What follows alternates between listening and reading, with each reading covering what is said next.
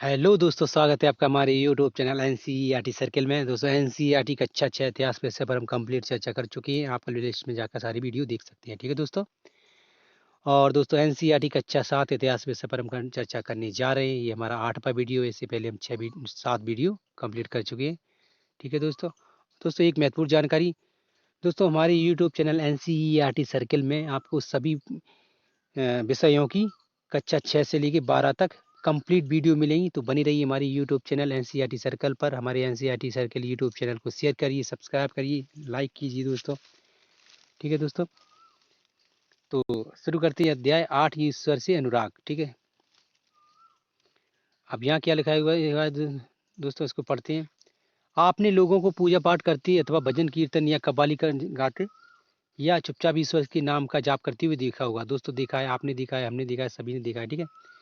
मंदिरों में, मस्जिदों में, गुरुद्वारों में, चर्च में, ठीक है, हर जगह, मठों में, आदि जगह। और कहीं कहीं दोस्तों मतलब कोई शांत रूम में, कमरे में दोस्तों लोग करते हैं ये सब, ठीक है। क्यों करते हैं दोस्तों? दोस्तों, ईश्वर के प्रति उनका लगाव होता है, उनका विश्वास होता है, ईश्वर से उनकी आस्था होती है, ठीक है। वो मानते हैं ईश्वर ही हमारी मतलब परेशानियों का हल हमें देंगे, ठीक है। तो ये उनकी जो सोच होती है वो उसके पीछे है। दोस्तों, हमें एक चीज़ यहाँ पे देखना है, और छोटी सी अपील है हमारी आपसे। दोस्तों, धर्म कोई भी हो, ठीक है, लेकिन हमें उस धर्म पर विश्वास करना है, आस्था रखना है, ईश्वर से सब कुछ करना है, लेकिन हमें आडंबरों से बचना है, ठीक है। आडंबर हमें दोस्तों बुद्धिहीन और एक अज्ञानी बनाने का जरिया होता है दोस्तों। आडंबरों के द्वारा हर इंसान पढ़ा लिखा हो, चाहे अनपढ़ हो इंसान, कोई भी इंसान हो, आडंबरों के द्वारा इंसान मूर्ख, अज्ञानी और बिल्कुल बेवकूफ़ बन जाता है, ठीक है दोस्तों। हमें इस चीज़ से बचना है, बिल्कुल बचना है। तो दोस्तों, धर्म पर विश्वास करना एक अलग बात है, और आडंबरों को मानकर उसका बिना लॉजिक के उनके पीछे भागना, आडंबरों को मानना, आडंबरों पर चलना, आडंबरों पर विश्वास करना, ये दोस्तों बहुत ही बेवकूफ़ी भरा कार्य है और मूर्खता भर है दोस्तों। तो इससे बचना है। आप निर्णय लीजिए दोस्तों। हम कभी भी किसी प्रकार की अफ़वाह और आडंबरों पर विश्वास नहीं करेंगे, किसी भी प्रकार की ढोंग पर विश्वास नहीं करेंगे, ठीक है। तो ये छोटी सी अपील थी दोस्तों। बाकी आप समझदार हैं दोस्तों, ठीक है। तो आगे देखते हैं। आपने यह भी गौर किया होगा कि उनमें से कुछ तो इतने भाव विभोग हो जाते हैं कि उनकी आंखों में आंसू भर आते हैं। ईश्वर के प्रति ऐसा भाव या गहरी भक्ति उन विभिन्न प्रकार की भक्ति या सूफी आंदोलनों की देन है, जिनका 8वीं शताब्दी में उद्भव होने लगा था, ठीक है दोस्तों। तो दोस्तों, आपने देखा होगा बहुत बार लोग प्रार्थना करते या ईश्वर की स्तुति आराधना करती हुई, कव्वाली वगैरह गाती हुई, और कभी कभी भजन कीर्तन करती हुई भी दोस्तों रोने लगती है ना। तो वो क्यों? वो इसलिए दोस्तों कि उनके उनके मन में ईश्वर के प्रति बहुत गहरी आस्था होती है, गहरा भाव होता है, गहरा ईश्वर से जुड़ाव होता है दोस्तों। और ईश्वर को वो बहुत दिल और दिमाग से मानते हैं, विश्वास करते हैं, तो रोने लगती है ना। अक्सर देखा है हमने दोस्तों कि महिलाएं इस प्रकार की एक्टिविटी अधिक करती है, ठीक है दोस्तों। आगे देखती है क्या कह रहे हैं कि ये सब किस कारण हुआ है दोस्तों। तो ये 8वीं शताब्दी में जो सूफी आंदोलन हुए थे, भक्ति आंदोलन हुए थे दोस्तों, उसका भी एक नतीजा है दोस्तों, ठीक है। आगे देखते हैं क्या कह रहे हैं। परमेश्वर का विचार। बड़ी बड़ी राज्यों के उदय होने से पहले भिन्न भिन्न भिन्न प्रकार के समूह में लोग अपनी अपनी देवी देवताओं की पूजा किया करते थे। जब लोग नगरों की विकास और व्यापार तथा साम्राज्यों के माध्यम से एक साथ आते गए, तब नए नए विचार विकसित होने लगे। तो दोस्तों, क्या है कि बड़ी बड़ी राज्यों का उदय हुआ और विभिन्न समूह में लोग एक दूसरे एक दूसरे लोग मतलब इकट्ठे होकर देवी देवताओं की पूजा करते थे। और नगरों में जो विकास हुआ और व्यापार के माध्यम से साम्राज्य विस्थापित मतलब बड़ी बड़ी बनी, ठीक है। उस समय नए नए विचार पैदा हुए लोगों में, ठीक है। जब अधिक राज्य बनेंगी बड़ी बड़ी, तो उनमें लोगों की जनसंख्या अधिक होगी, ठीक है। तो एक दूसरे से विचार शेयर होंगे, तो एक दूसरे से अनेक प्रकार की क्रियाकलापों को समझेंगे, तो इस प्रकार से लोगों की विचारों में वृद्धि होगी, ठीक है दोस्तों। इस प्रकार की बातों के बारे में बताया जा रहा है।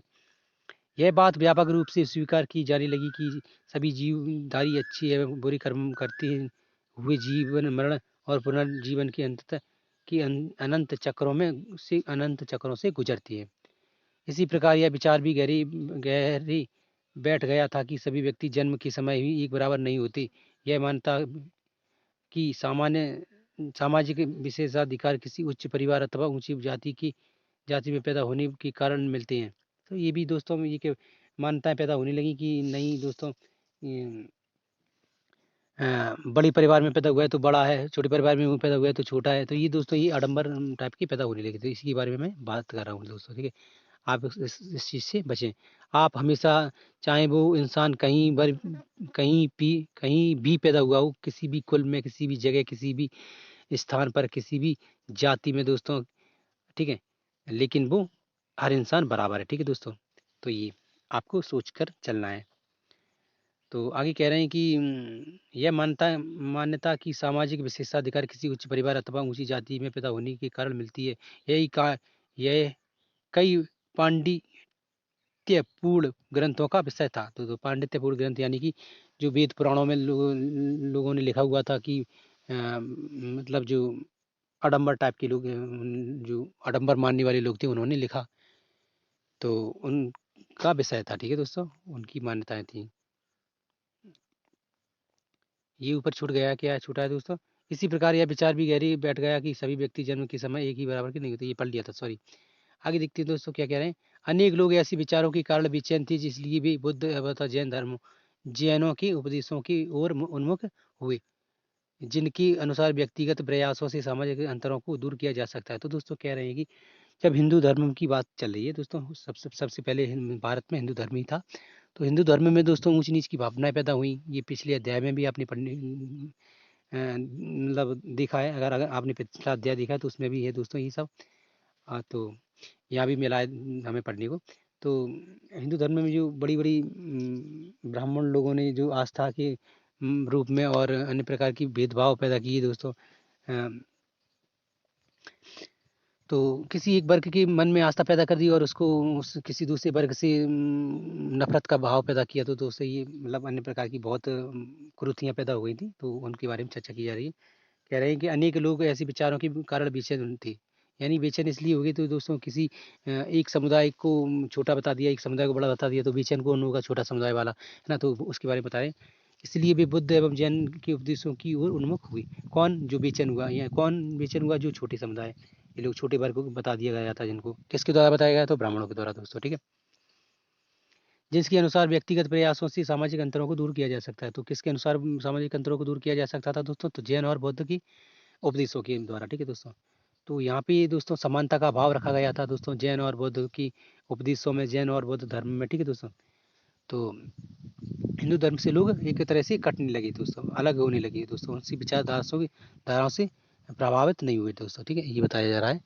आगे दोस्तों कह रहे हैं कि और पुनर्जन्म के चक्र से भी छुटकारा पाया जा सकता है। तो दोस्तों कह रहे हैं कि जैन और बौद्ध धर्म की जो उपदेश थी, उनकी आदेश थी दोस्तों, तो उनके माध्यम से लोगों को सामाजिक अंतरों से दूर किया जाने लगा। पुनर्जन्म के चक्र से बचाया जाने लगा।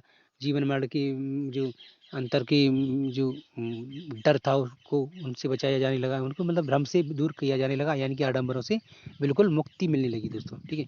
और इंसान स्वतंत्र और फ्री और बराबरी का माहौल मतलब महसूस करने लगा दोस्तों। कहाँ पर? तो बौद्ध और जैन के उपदेशों में और बौद्ध और जैन धर्म में आकर, ठीक है। तो आप इस तरह से बिल्कुल और भी कुछ अनुमान लगा सकते हैं दोस्तों। तो कह रहे हैं कुछ अन्य लोग परमेश्वर संबंधी इस विचारों से आकर्षित हुए कि यदि मनुष्य भक्ति भाव से परमेश्वर की शरण में जाए तो परमेश्वर व्यक्ति को उस बंधन से मुक्त कर सकता है। इसी भगवद गीता में व्यक्ति यह विचार सामान्य सन ईस्वी की प्रारंभिक शताब्दी में लोकप्रिय हो गया था। तो ये कह रहे हैं कि कुछ लोग ईश्वर के प्रति, यानी कि ईसाई धर्म के प्रति भी, और कुछ लोग भगवद गीता के उपदेशों के प्रति भी आकर्षित हुए। उन्होंने कहा भगवद गीता में लिखा है कितना अच्छा सार है, कितना अच्छा महत्वपूर्ण जानकारी लिखी हुई है। मतलब ये सब दोस्तों लोग पढ़ते थे, या मतलब उनको किसी के उपदेशों के द्वारा पढ़ते होंगे, या किसी के माध्यम से पढ़ते होंगे। तो मतलब ऐसे कहीं से भी सुना होगा, पढ़ा होगा, ये कुछ भी, तो लोग उसकी तरफ भी आकर्षित हुए, ठीक है। तो ये आगे देखते हैं। तो उसकी ओर आकर्षित हुए तो वो भी लोकप्रिय होते गए। क्या हो लोकप्रिय, तो अन्य भी जो महत्वपूर्ण पुस्तकें थी वो। अब देखते हैं कि विशद धार्मिक अनुष्ठानों के माध्यम से शिव, विष्णु तथा दुर्गा की परम देवी देवताओं के रूप में जाने जाने लगी। साथ ही तो साथ साथ विभिन्न भिन्न भिन्न क्षेत्रों में पूजे जाने वाली देवों तथा देवियों को शिव शिव, विष्णु या दुर्गा का रूप माना जाने लगा। इसी प्रक्रिया की प्रक्रिया में स्थानीय मिथक तथा किस्में किस्से कहानियां पौराणिक कहानियों के अंग बन गए। पुराणों में पूजा की जिन पद्धतियों की अनुशंसा की गई थी, उन्हें स्थानीय पंथों ने भी अपनाया जाने लगा।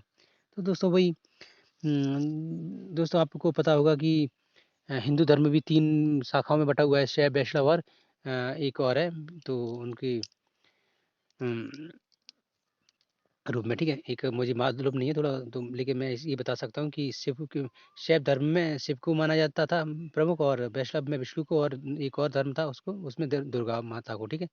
तो ये आगे इसके बारे में अच्छी से डिटेल में मिलेगी जानकारी, तो हम अपने आप मतलब आपको दोस्तों बिल्कुल बताएंगे अच्छे से।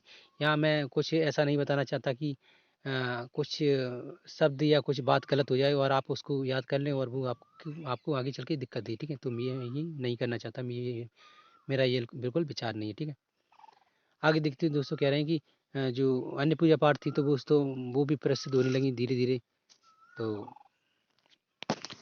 उन अन्य प्रकार की पूजा आराधना लोग करने लगे दोस्तों। तो लोगों की पूजा पाठ में भी अलग तरह की मतलब विचारधाराएं आने लगी, ठीक है? आगे देखते हैं क्या कह रहे हैं कि आगे चलकर पुराणों में भी इस बात का उल्लेख किया गया कि भक्त भले ही किसी भी जाति पाति का हो, वह सच्ची भक्ति से ईश्वर की कृपा प्राप्त कर सकता है। तो दोस्तों ये देखिए एक जैसे हिंदू धर्म को लोग छोड़ने लगी या उससे अलग होने लगी, तो फिर पुराणों में कुछ ऐसी बातें लिख दी गई या जो लिखी हुई होंगी तो उनका विस्तार होने लगा।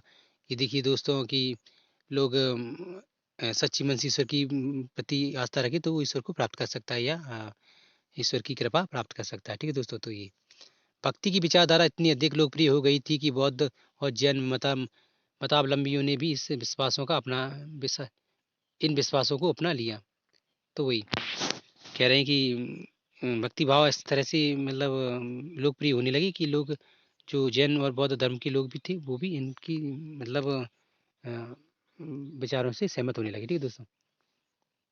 किन विचारधाराओं से? तो अ, इन विचारधाराओं से कि लोग सच्ची भक्ति भाव से ईश्वर को प्राप्त कर सकते हैं, ना कि हिंदू धर्म की कोई विचारधारा से, ठीक है दोस्तों? ये बता रहे हैं। तो ये विचारधारा हर जगह फेमस होने लगी कि मतलब प्रसारित होने लगी कि अगर कोई भी व्यक्ति है ना कि सॉरी कोई भी व्यक्ति है तो वो सच्चे मन से ईश्वर के प्रति अपनी भक्ति भावना रखे, मतलब ईश्वर के प्रति सच्ची आस्था रखे तो वो ईश्वर को प्राप्त कर सकता है और ईश्वर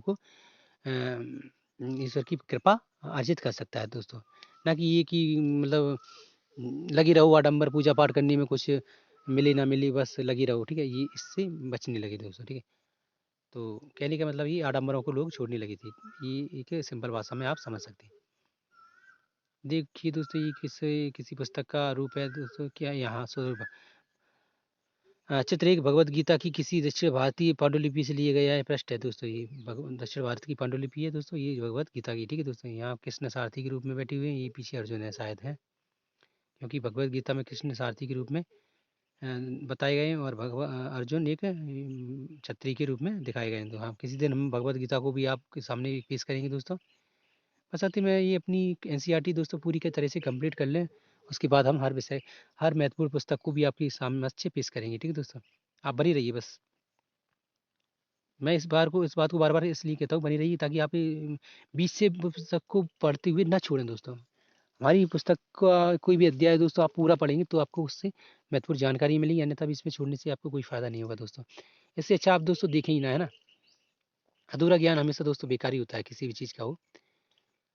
ठीक है, आगे देखते हैं इस यहाँ थे हम। दक्षिण भारत में भक्ति का एक नया प्रकार न नव नए नए ना नयनार या नयनार और अलवार नयनार नयनार और अलवार दोस्तों ये क्या है इसके बारे में पढ़ते हैं। 7वीं से 9वीं शताब्दी के बीच कुछ नए धार्मिक आंदोलनों का प्रादुर्भाव हुआ। इन आंदोलनों का नेतृत्व नए नारों शैव संतों और अलवारों वैष्णव संतों ने किया था दोस्तों। ये संत सभी जातियों की थी। तो दोस्तों कह रहे हैं कि 7वीं से 9वीं शताब्दी के बीच जो धार्मिक आंदोलन हो रहे थे ना, उनका नेतृत्व किसने किन किन दो समुदायों ने किया? तो शैव संतों ने और वैष्णव संतों ने। शैव संतों का नेतृत्व कौन कर रहा था? तो दोस्तों नए नार, ठीक है। तो और वैष्णव संतों का जो वैष्णव धर्म संतों का अनुसरण कौन कर रही थी दोस्तों? वो वो वो क्या कहती हैं, जो लीडर होते हैं ना, वो एक तरह से लीडर मतलब कह सकते हैं, तो अलवार, ठीक है। तो दोस्तों तो नेतृत्व सॉरी शैवों का नेतृत्व कर रही थी नयनार और वैष्णवों का नेतृत्व कौन कर रही थी? तो अलवार, ठीक है दोस्तों। ये दोबारा सुन लें आप। 7वीं से 9वीं शताब्दी के बीच कुछ नए धार्मिक आंदोलनों का प्रादुर्भाव हुआ था। इन आंदोलनों का नेतृत्व नयनार शैव संतों का नेतृत्व कर रही थी और वैष्णव अलवर अलवर थी जो, तो वे वैष्णवों का नेतृत्व कर रहे थे दोस्तों, ठीक है। ये अच्छे से याद कर लें। ये संत सभी जातियों के थे दोस्तों, ये आप याद करें। इनमें जिनमें पुलैया और पनार जैसी स्पष्ट समझी जाने वाली जातियों के लोग भी शामिल थे दोस्तों। पुलैया और पनार, जो पुलैया और पनार जो जनजाति जो स्पष्ट समझी जाने वाली जातियाँ थी दोस्तों, वो भी इनका नेतृत्व कर रही थी, वो भी इनमें शामिल थी दोस्तों, ठीक है। वे बौद्धों और जैनों की कटु आलोचक थे दोस्तों। बौद्धों और जैनों के कटु आलोचक इसलिए थे दोस्तों क्योंकि उन्हें मतलब नयनार और अलवारों ने अच्छी सी मतलब अपनी बातों में मोल लिया होगा, या कुछ उनकी विचार अच्छी लगी होंगी, या कुछ जो पूजा पाठ के माध्यम अच्छी लगी होंगी, तो ठीक है दोस्तों, इसलिए। वरना देखिए आप दोस्तों कि उस समय सभी छोटी जाति के लोग स्पष्ट समझी जाने वाली जाति के लोग दोस्तों सभी बौद्ध धर्म अपना चुके थे दोस्तों, कुछ को छोड़कर, ऐसा नहीं है। अब देखिए क्या कह रहे हैं आलोचक थे, और शिव तथा विष्णु के प्रति सच्चे प्रेम की मुक्ति का मार्ग बताते थे। सच और क्या कह रहे हैं, शिव तथा विष्णु के प्रति सच्चे प्रेम को ही मुक्ति का मार्ग बताते थे। तो कौन? तो यही पुलैया और अपनार जैसी स्पष्ट समझी जाने वाली जातियाँ, ठीक है। उन्होंने संगम साहित्य, तमिल साहित्य का प्राचीनतम उदाहरण और सामान्यतः सन यानी कि ईसवी सन की प्रारंभिक शताब्दी में रचित में समाहित प्यार और शूरवीरता के आदर्शों को अपनाकर भक्ति के मूल्यों में उसका समावेश किया। तो दोस्तों ये बोल रहे हैं कि उन्होंने जो उस समय की तमिल साहित्य थी दोस्तों, तो उसमें जो लिखा गया था उनकी उनमें क्या लिखा, तो कि ईश्वर के प्रति सच्ची भावना और प्यार और शूरवीरता की आदर्श जो मूल्य थी, उनको ही ईश्वर मतलब इंसान की एक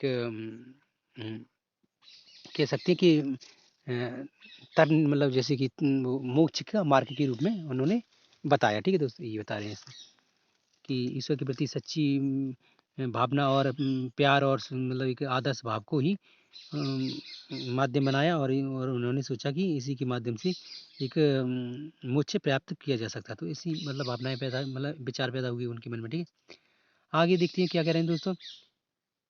नैनार और अलवार घुमक्कड़ साधु संत थे दोस्तों। नैनार जो थे दोस्तों, अलवार नैनार और अलवार जो साधु घुमक्कड़ साधु संत थे, वे इधर एक स्थान से दूसरे स्थान पर जाकर अपने विचारों का विस्तार किया करते थे। तो लोगों को मतलब ज्ञान वगैरह देते थे दोस्तों को, लोगों को आकर्षित किया करते थे दोस्तों, लोगों के प्रति उनकी जो ईश्वर के प्रति जो उनका विचार था वो लोगों को बता देते दोस्तों, ताकि लोग उनके प्रति आकर्षित हो और शिव और वैष्णव धर्म के प्रति आकर्षित हों, ठीक है।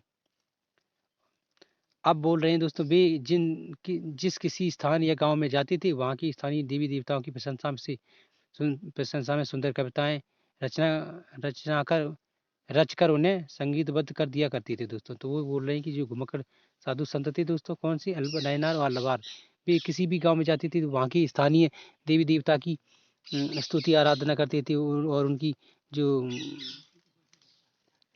वो क्या कहते हैं कि पूजा पाठ करती थी, तो उनको एक कविता के रूप में गाकर उनको उनके वहाँ के लोगों को सुनाती थी, ताकि लोग और उनके प्रति और आकर्षित हों दोस्तों, ठीक है। तो ये भक्ति भावना पैदा करती थी दोस्तों, ठीक है। आगे देखते हैं नैनार और अलवार कौन थे दोस्तों, इसके बारे में अच्छी से पढ़ते हैं। कुल मिलाकर 63 नैनार ऐसे थे जो कुम्हार, स्पष्ट कामगार, किसान, शिकारी, सैनिक, ब्राह्मण और मुखिया जैसी अनेक जातियों में पैदा हुए थे दोस्तों। तो 63 नैनार थी दोस्तों, ठीक है। और उन्हें सर्वाधिक प्रसिद्ध उनमें सर्वाधिक प्रसिद्ध थी अप्पार, संबंदर, सुंदरार और मणिक बसागार, ठीक है। ये उनके गीतों की दो संकलन हैं, तीव्रम और तिरुवाचकम, ठीक है दोस्तों। ये उनकी लिखी हुई ग्रंथ वगैरह हैं दोस्तों, ठीक है। तो ये उसी भाषा में, किस भाषा में, तो तमिल भाषा में, ठीक है दोस्तों। तमिल, तेलुगु, इन भाषाओं में, ठीक है। मलयालम भी हो सकती है।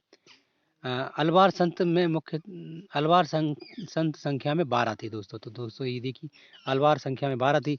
वे वे भी भिन्न भिन्न भिन्न प्रकार की पृष्ठभूमि से आती थी। उनमें से सर्वाधिक प्रसिद्ध थी पेरिय अलवार, उनकी पुत्री अंडाल, तोंडर डिपोडी अलवार और नम्मलवार, ठीक है। उनके गीत दिव्य प्रबंध से संकलित हैं, ठीक है दोस्तों। तो ये आप दोस्तों एक बार अच्छे से देख लें। ये इस तरह से आप इसका स्क्रीनशॉट भी ले सकते हैं, ताकि आगे चल के आपको कभी लिखना पड़े तो लिख लें, और कभी किस नोटबुक में लिख सकते हैं दोस्तों, ठीक है। आप आगे देखते हैं, ये धार्मिक जीवनी संत जीवनी लेखन, संतों की जीवनी, ये सब इसके बारे में बताया जा रहा है। ये चित्र है दो मणिक बसार की एक कांस्य प्रतिमा। तो ये मणिक कसार थी दोस्तों, मणिक बसागार दोस्तों, ये एक वो थी, कौन थी, तो ये जो नैनार थी दोस्तों, संत 63 संतों में। तो उनके एक उनका एक फोटो है, ठीक है। तो ये चित्र है, ठीक है, या मूर्ति कह सकते हैं, मूर्ति है। 10वीं से 12वीं सदी के बीच चोल और पांड्य राजाओं ने उन अनेक धार्मिक स्थलों पर विशाल मंदिर बनवा दिए, जहाँ की संत कवियों की ने यात्रा की थी। इस प्रकार भक्ति परंपरा और मंदिर पूजा के बीच गहरी संबंध स्थापित हो गए थे। यही वह समय था जब उनकी कविताओं का संकलन तैयार किया गया। उनके अलावा हाँ यही है, उनके अलावा अलवारों एवं नयनार संतों की धार्मिक जीवनियाँ भी रची गईं। आज हम भक्ति परंपराओं के इतिहास लेखन में इस जीवनियों का स्रोत के रूप में उपयोग करते हैं।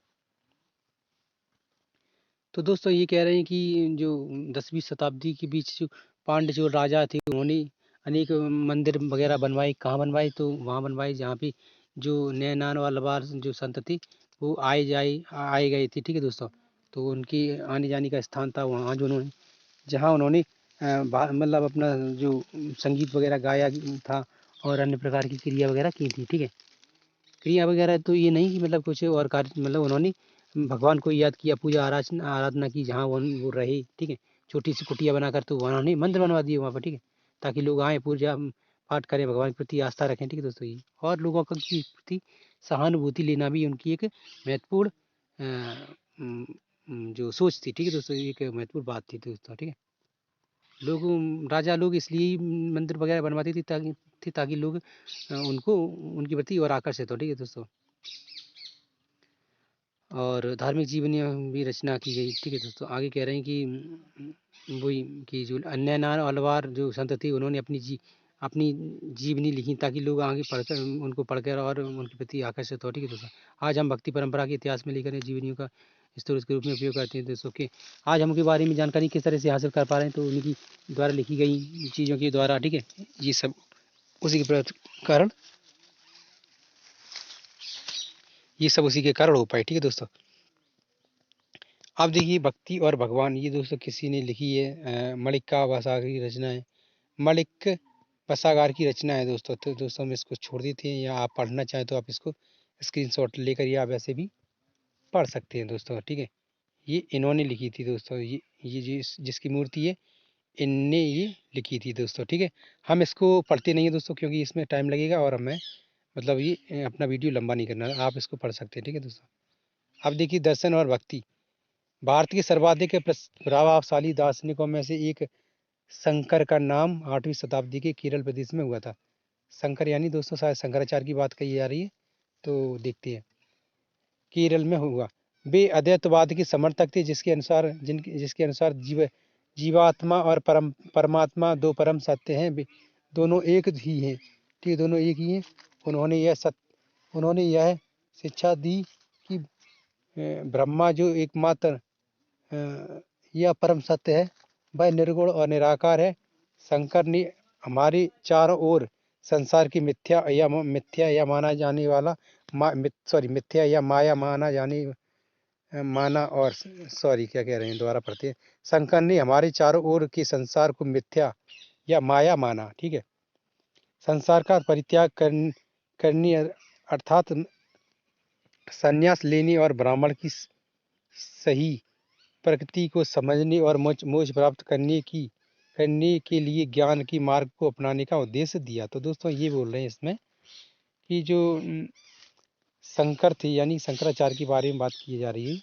ठीक है, प्रॉपर नहीं कह सकते, शायद उनकी बारे में है, क्योंकि केरल से वही थी और अद्वैतवाद के समर्थक वही थे और ईश्वर और जीवात्मा को एक ही मानते थे वो दोस्तों। तो उनके बारे में हो सकता है, हम आगे इसके बारे में पूरा कंफर्म करेंगे। ठीक है दोस्तों, तो वो क्या मानते थे दोस्तों कि सांसारिक मोह जो मोह माया थी उसको उन्होंने मिथ्या माना। ठीक है दोस्तों, और उसका परित्याग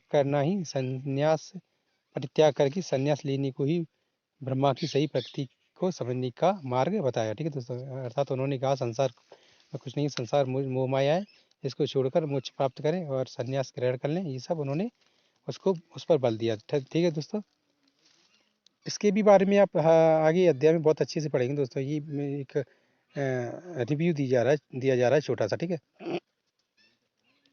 आगे देखते हैं दोस्तों। रामानुज 11वीं शताब्दी के तमिलनाडु में पैदा हुए थे। वे विष्णु भक्त थे, अलवर संत से बहुत प्रभावित थे।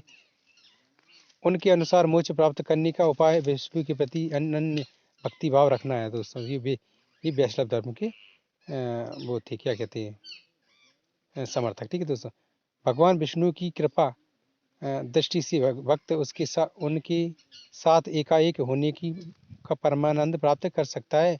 रामानुज ने विशिष्टता द्वैत के सिद्धांत के प्रतिपादन किया, जिनके अनुसार आत्मा परमात्मा से जुड़ने के बाद अपनी अलग सत्ता बनाए रखती है। रामानुज के सिद्धांत ने भक्ति की नई धारा को बहुत प्रेरित किया, जो परवर्ती काल के उत्तरी भाग में विकसित हुई दोस्तों। तो दोस्तों ये कह रहे हैं कि जो 11वीं शताब्दी की में पैदा हुए रामानुज थे दोस्तों, उन्होंने वैष्णव धर्म के प्रति अधिक लगाव रखा और वैष्णव धर्म को उन्होंने बढ़ावा दिया। उन्होंने कहा कि विष्णु भगवान के प्रति जो आस्था रखेगा और उनके प्रति जो भक्तिभाव रखेगा तो उनको मोक्ष अधिक जल्दी और अधिक अच्छे से मिलेगा। ठीक है दोस्तों, तो बस इतना है, बाकी कुछ खास नहीं है। ठीक है, तो ऊपर ये क्या कह रहे थे, क्या कह रहे थे, ठीक है, ये तो हो गया था ना, ब्रह्मा विष्णु, ये इनके बारे में हो गया। आगे देखते हैं, शंकराचार्य या रामानुज के विचारों के बारे में कुछ और पता लगाने का प्रयत्न करें। तो दोस्तों आगे करेंगे। अब देखिए, बस बनना या वीर शैववाद। तो बस बनना वीर शैववाद के बारे में पढ़ते हैं। हमने पहले पढ़ा कि तमिल भक्ति आंदोलन और मंदिर पूजा के बीच क्या संबंध थे। उनके परिणाम स्वरूप भी प्रक्रिया हुई वह बस बनना और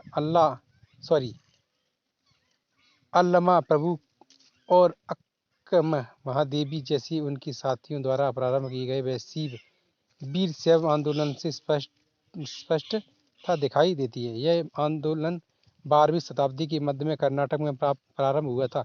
वीर शैवों ने सभी व्यक्तियों की समानता के पक्ष में और जाति तथा नारी के प्रति व्यवहार के बारे में ब्राह्मणवादी विचारधारा के विरुद्ध अपने प्रबल तर्क प्रस्तुत किए। दोस्तों ये कह रहे हैं कि जो अन्य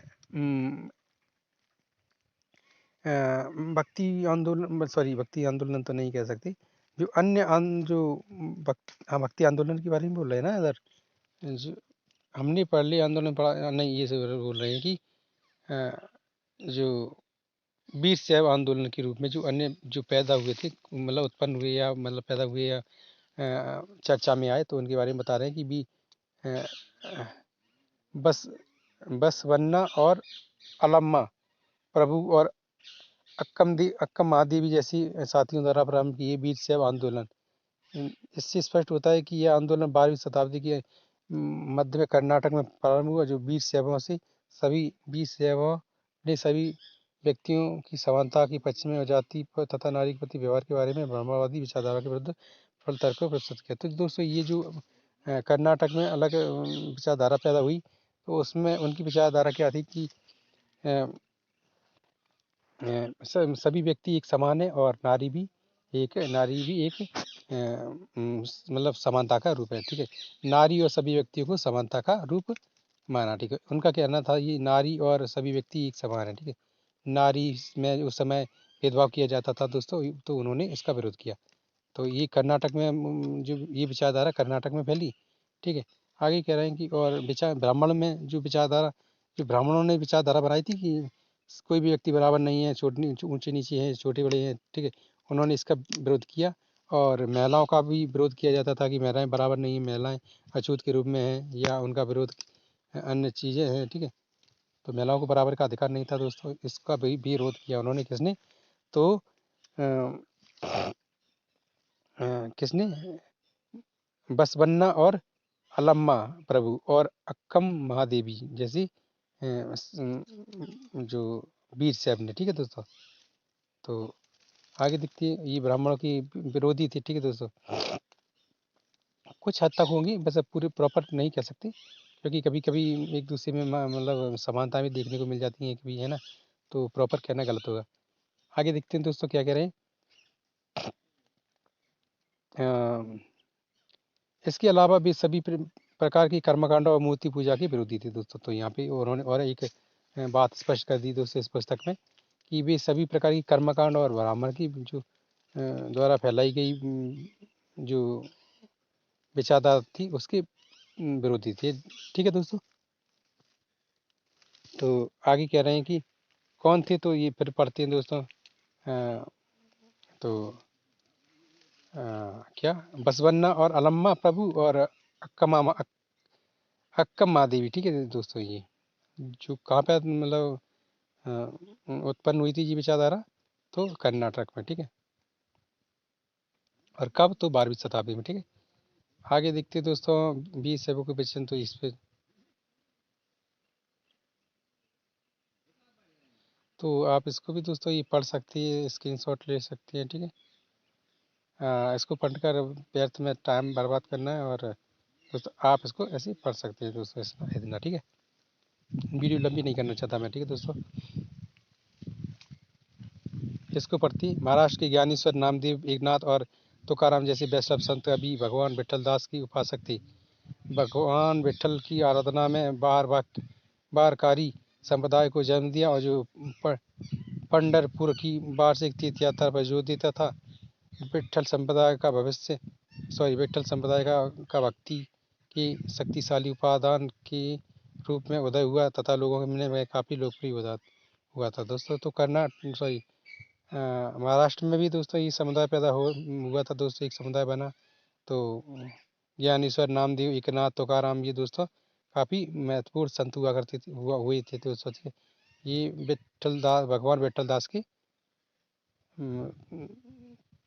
वैष्णव संत कवि भगवान विठल दास के उपासक थे, तो वैष्णव धर्म की उपासक थे, ठीक है दोस्तों। ये कह रहे हैं। अब देखिए दोस्तों, ये महाराष्ट्र के संतों के बारे में बता रहे हैं। तो 13वीं से 17वीं शताब्दी तक महाराष्ट्र में अनेक संत कबीर हुए, जिनकी सरल मराठी भाषा में लिखे गए गीत आज भी जन जन को प्रेरित करती हैं। उन संतों में सबसे महत्वपूर्ण थे ज्ञानेश्वर, नामदेव, एकनाथ और तुकाराम तथा सखुबाई जैसी स्त्रियां, तथा चोखा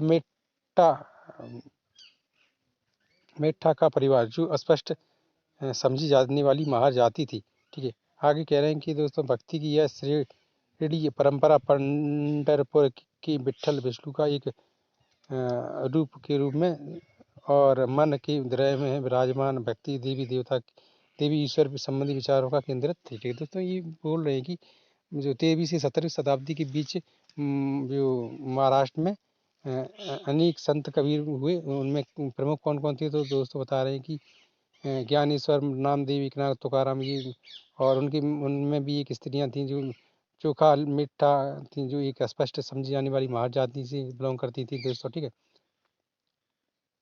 तो ये वैष्णव विष्णु धर्म को मानती थी, ठीक है दोस्तों। और भी उनकी विचारधारा हो सकती हैं, तो किसी एक पर केंद्रित होना गलत होगा, ठीक है। तो आगे देखते हैं दोस्तों। ऐसा नहीं कह सकते कि सिर्फ वैष्णव होगा, ठीक है, ऐसा नहीं। आगे देखिए दोस्तों, कह रहे हैं इन संत कवियों ने सभी प्रकार के कर्मकांडों पर पवित्रता की ढोंगों और जन्म पर आधारित सामाजिक अंतरों का विरोध किया। यहाँ तक कि उन्होंने संन्यास के विचारों को भी ठुकरा दिया और किसी भी अन्य व्यक्ति की तरह रोटी रोटी कमाते हुए परिवार के साथ रहने और विनम्रतापूर्वक जरूरतमंदों के साथ व्यक्ति की सेवा करते हुए जीवन बिताने को अधिक पसंद किया। तो दोस्तों कह रहे हैं कि इन्होंने सारी कर्मकांड किन्ने, तो इन्होंने आप देख सकते हैं, इन्होंने ऊपर लिखे हैं नाम ज्ञानेश्वर, नामदेव, एकनाथ तुकाराम और सखुबाई जैसी स्त्रियां, चोखा मीठा और स्पष्ट समझने वाली जाति हैं। इन्होंने जो इनने क्या किया, तो दोस्तों इन्होंने सभी प्रकार की कर्मकांडों को और ढोंगों को पवित्र कि हम पवित्र है तुम अपवित्र, तो इस प्रकार की विचारधारा को ठुकरा दिया और सभी प्रकार के ढोंगों को ढोंग ढटोचलों को छोड़ दिया। और उन्होंने कहा परिवार के साथ अच्छी सी स्वतंत्रता पूर्वक जीवन यापन करें और गरीबों की मदद करें, अन्याय को न सहें, ऐसा ऐसा मतलब न्यायपूर्वक कार्य करें, इन सबको मान्यता दी और अच्छे से जीवन यापन करने को ही सही जीवन माना, ठीक है दोस्तों। आगे कह रहे हैं उन्होंने इस बात पर बल दिया कि असली व्यक्ति दूसरों के दुखों को बांट लेना है। इससे एक नए मानवतावादी विचारों का उदय हुआ, जैसे कि सुप्रसिद्ध गुजराती संत नरसिंह मेहता ने कहा था, वैष्णव जन तो तेने कही पीर पराई जाने रे। तो वही मैंने एक मतलब मैंने क्या, तो उसको इन्होंने मतलब जो कहा था दोस्तों, ये गुजराती सुप्रसिद्ध संत थे दोस्तों, नरसिंह मेहता, ठीक है दोस्तों, आप ये याद करें। जो बेस्ट उन्होंने कहा था, वैष्णव जन तो तेने कहिए पीर पराई जाने रे, ठीक है। एक बार फिर पढ़ते हैं तो दोस्तों, गुजरात के सुप्रसिद्ध संत थे नरसिंह मेहता, उन्होंने कहा था, वैष्णव वैष्णव जन तो तेने कहिए पीर पराई जाने रे, ठीक है दोस्तों। मतलब कहने का तात्पर्य ये इनका ये कह रही है कि वैष्णव धर्म तो उससे कहना चाहिए जो पीर पराई, जो जो दूसरों की पीर को समझे, मतलब दूसरों को दुख को दर्द को समझे, ठीक है। उसको सही से वैष्णव धर्म कहा जाएगा, ठीक है दोस्तों। ये सामाजिक व्यवस्था पर प्रश्न चिन्ह है, ठीक है दोस्तों। ये तुकाराम ने लिखा था दोस्तों, आप इसको भी दोस्तों पढ़ सकते हैं, जिसका स्क्रीनशॉट ले सकते हैं, तो दोस्तों ये ठीक है। तो इसको हम पढ़ेंगे नहीं दोस्तों, आप इसको इस 2 बार में स्क्रीनशॉट ले सकते हैं,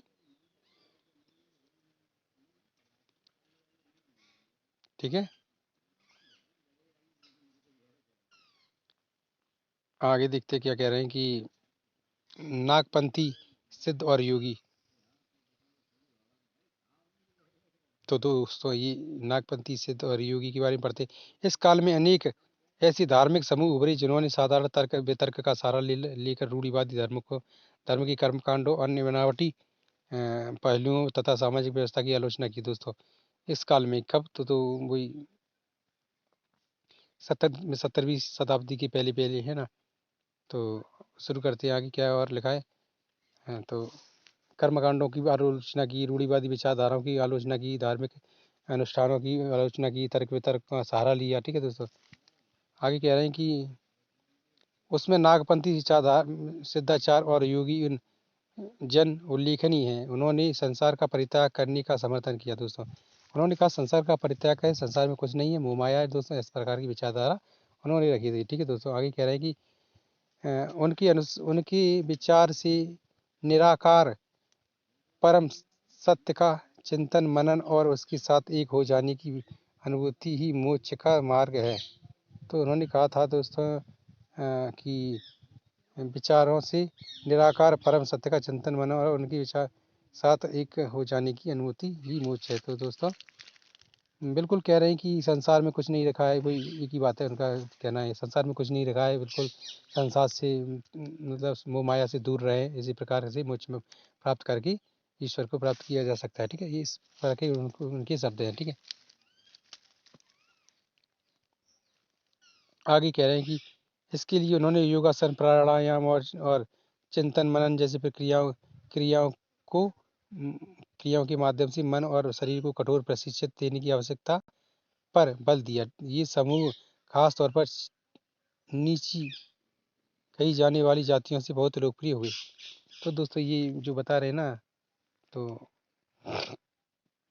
कौन, तो नागपंथी और सिद्धि और योगी, ये दोस्तों नीची कही जाने वाली जातियों से संबंधित रखते थे, उनसे ही अधिक प्रभावित थे, उन्हीं को के आसपास रहा करते थे दोस्तों, ठीक है। और आगे क्या कह रहे हैं, उनके द्वारा की गई रूढ़िवादी धर्म की आलोचनाओं ने भक्ति माँ अर्गिक धर्म के लिए आधार तैयार किया, जो आगे चलकर उत्तर भारत में लोकप्रिय शक्ति बन गया। तो दोस्तों ये मतलब उत्तर भारत में अधिक फेमस हुए थे। और इनमें ये देखिए दोस्तों, योगी बैठे हुए बिना मतलब अधिक कपड़े पहने हुए, मतलब कुछ एक कपड़े पहने हैं और अपनी आवश्यकता जो जितना ज़रूरी है वो उतने कपड़े पहने हुए हैं, फालतू के कपड़े नहीं पहने हुए हैं दोस्तों। देखिए तो कुछ तो बिल्कुल नग्न अवस्था में है, तो उनको बिल्कुल मोक्ष प्राप्ति की ओर मस्तिष्क लगाकर रहना होता था, ठीक है दोस्तों।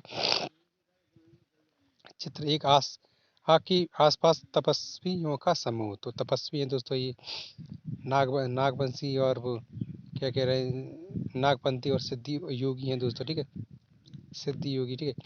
इस्लाम और सूफी संतों और सूफियों में बहुत अधिक समानताएं थी। संतों और सूफियों में बहुत अधिक समानता थी, तो मतलब अंतर था।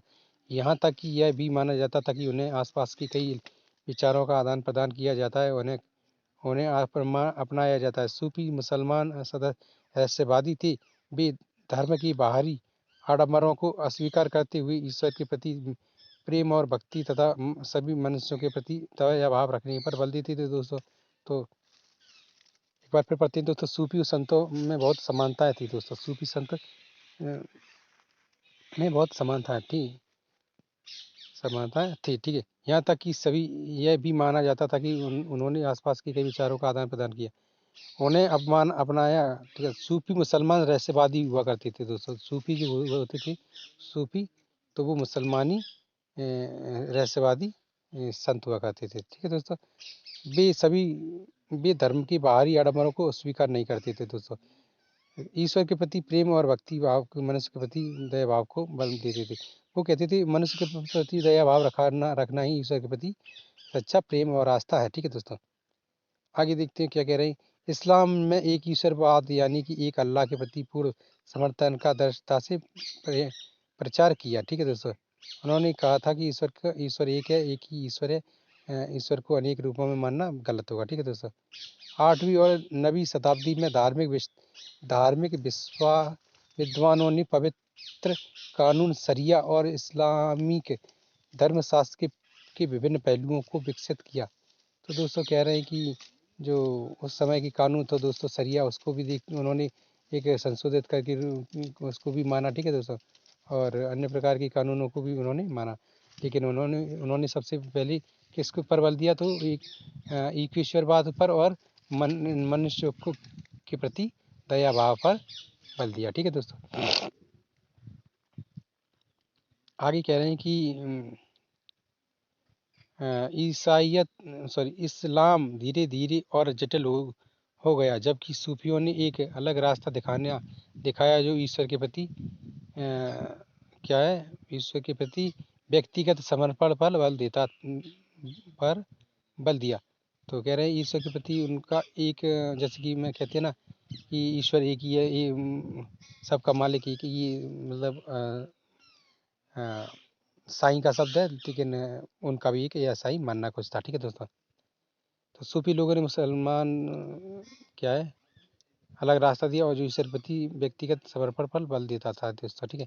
सूफी लोगों ने इस मुस्लिम धार्मिक विद्वानों द्वारा निर्धारित विशुद्ध कर्मकांड और आचार संहिता को बहुत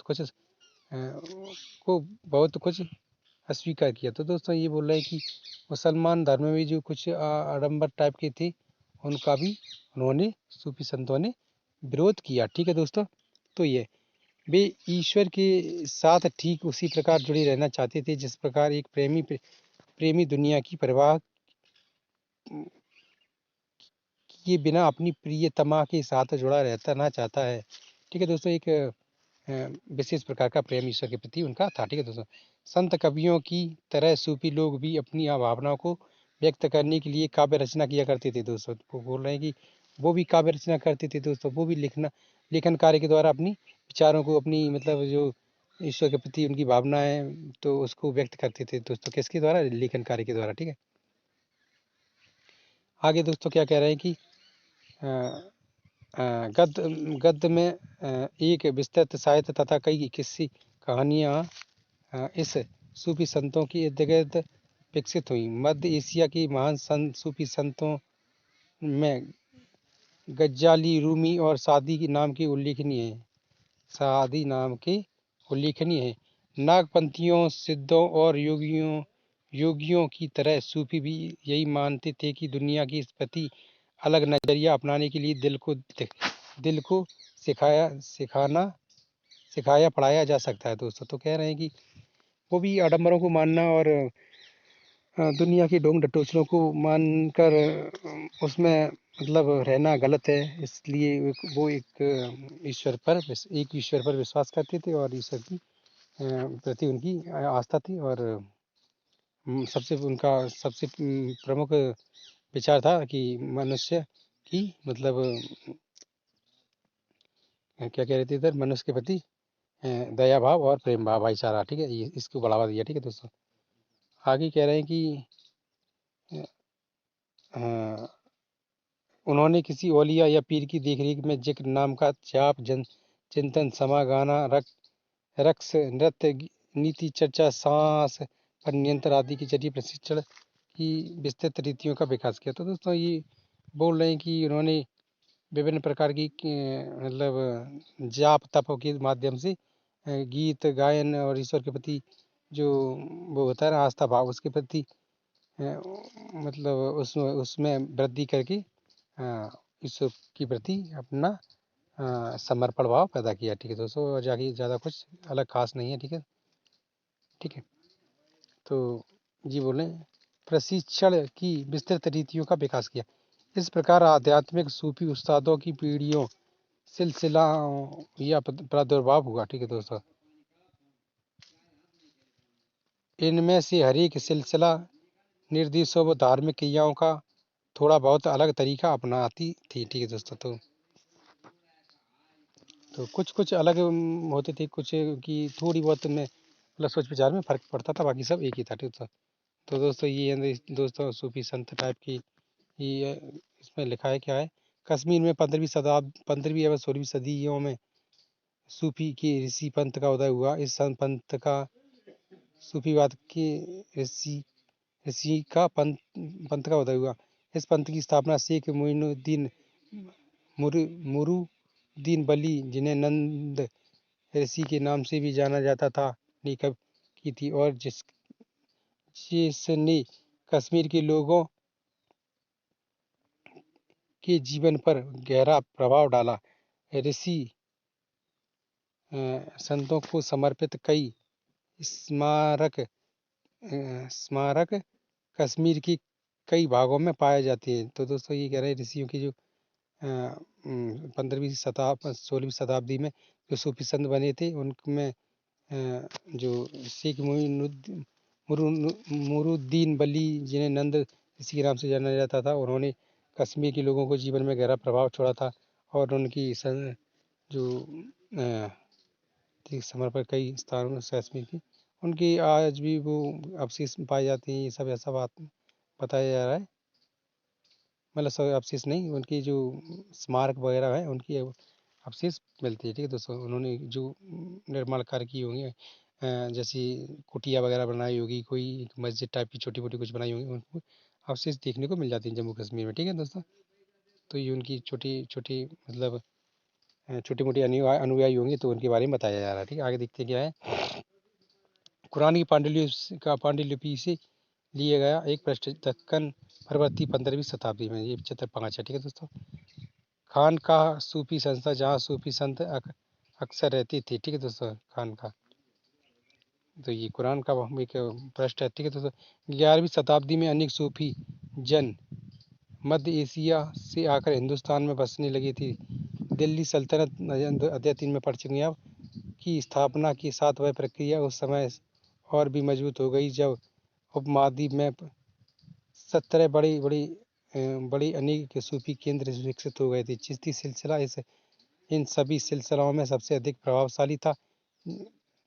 इसमें औलियों की एक बड़ी संख्या परंपरा थी। दोस्तों कह रहे हैं कि 11वीं शताब्दी में अनेक सूफी जन मध्य एशिया में आ गए थे। दोस्तों कहाँ से आए थे तो आप कमेंट में बता सकते हैं।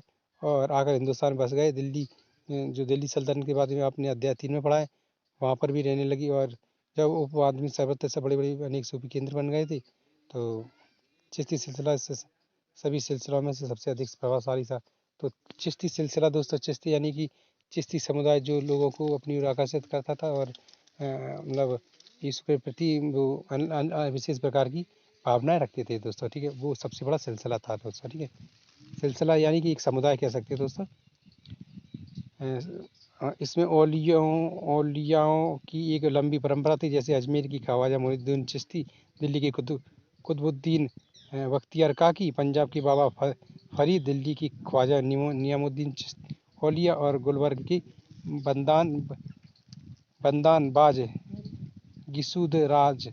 ठीक है दोस्तों, ये मतलब ये महत्वपूर्ण औलिया थे दोस्तों। ठीक है दोस्तों, ये बहुत उस तरह के उस समय के एक फ़कीर थे दोस्तों, फ़कीर कह सकते हैं या औलिया। ठीक है दोस्तों, जी सूफी संत। ठीक है दोस्तों, सूफी संत ही कहेंगे दोस्तों इनको, सूफी संत, क्योंकि सूफी संत सूफी आंदोलन का एक वो बता रहे हैं। ठीक है, तो कहाँ दोस्तों आप एक बार फिर से देखें कि इस उपमहाद्वीप में बड़ी सूफी केंद्र विकसित हो गए थे। चिश्ती सिलसिला ये सभी सिलसिलों में सबसे अधिक प्रभावशाली था। इसमें औलियों की एक लंबी परंपरा थी। जैसे अजमेर में कौन थे दोस्तों? ख्वाजा मोइनुद्दीन चिश्ती। ठीक है, अजमेर में ख्वाजा मोइनुद्दीन चिश्ती, दिल्ली के कुतुबुद्दीन बख्तियार काकी। ठीक है दोस्तों, पंजाब के बाबा फरीद। ठीक है दोस्तों, और दिल्ली की ख्वाजा मोइनुद्दीन निजामुद्दीन औलिया, और गुलमर्ग की बंदान बाज गिस्सू दराज। ठीक है दोस्तों, ये सूफी संत अपनी खानकाहों में विशेष बैठकों का आयोजन करती थी। सूफी संत अपनी मतलब जो दरगाह टाइप के हुआ करती, उनकी जो रहने की जगह हुआ करती थी, खानकाह कहती थी, वहाँ पे बैठकों का आयोजन करती थी, जहाँ सभी प्रकार के भक्तगण, उनकी शाही घरानों के लोग, जिनमें शाही घराने के लोग तथा अभिजात और आम लोग भी शामिल हुआ करते थे दोस्तों। तो उनकी जो जहाँ पे वो सूफी संत रहती थी, वहाँ पे वो बैठकें करती थी, ज्ञान की बातें करती थी, चर्चा किया करती थी। तो उसमें सभी प्रकार के लोग शामिल हुआ करते थे। राजा हैं, बड़े घराने के लोग हैं, ठीक है, आम जन है, किसान वर्ग के लोग हैं, मतलब टोटल कोई भी आने जाने के लिए किसी को भी प्रतिबंधित नहीं किया जाता था। तो अगर ठीक है दोस्तों, सबका आना अलाउ था। ठीक है दोस्तों, तो आगे कह रहे हैं कि इन खानकाहों में आते थे। वे आध्यात्मिक विषय पर चर्चा करती थी, अपनी दुनियादारी की समस्याओं को सुलझाने के लिए संतों की आशीर्वाद मांगती थी, अथवा संगीत एवं नृत्य की जलसों में भी शामिल होकर चली जाती थी दोस्तों। तो ये सब हुआ करता था। ठीक है दोस्तों, तो आगे देखते हैं क्या कह रहे हैं। आगे देखिए दोस्तों क्या कह रहे हैं आगे। अक्सर लोग यह समझते थे कि सूफी औलियाओं के पास चमत्कारी शक्तियां होती हैं, जिनसे आम लोगों को बीमारियों और तकलीफों से छुटकारा मिल सकता है। सूफी संत की दरगाह एक तीर्थ स्थल बन जाता है, जहां सभी ईमान धर्म के लोग हजारों की संख्या में इकट्ठे होते हैं। तो दोस्तों क्या कह रहे हैं इसमें, जो सूफी संत और पीर पैगंबर होते हैं, ठीक है दोस्तों, और बाबा फकीर वगैरह होते हैं, उनके पास लोग इकट्ठा होने लगते हैं। क्यों होने लगते हैं? वो समझते हैं लोग बाग कि उनके पास आने से उनकी दुख परेशानियां बीमारियां ये सब दूर होने लगेंगी। ठीक है दोस्तों, तो आते जाते हैं। ठीक है दोस्तों, और ऐसा होता भी है दोस्तों। और कहीं कहीं कुछ लोग तो आडंबर के रूप में भी अपने आप को मतलब फेमस कर देते हैं, मतलब आडंबरों के द्वारा। ठीक है, उल्टी सीधे कर्मकांड करते हैं और लोगों को बेवकूफ़ बनाते हैं। कहीं कहीं दोस्तों अच्छे भी होते हैं। तो दोस्तों ये अपने विवेक से हमें समझना है कौन अच्छा है कौन बुरा है। ठीक है, तो उसको उनकी लोगों को विवेक पर छोड़ दीजिए। ठीक है, आगे देखते हैं।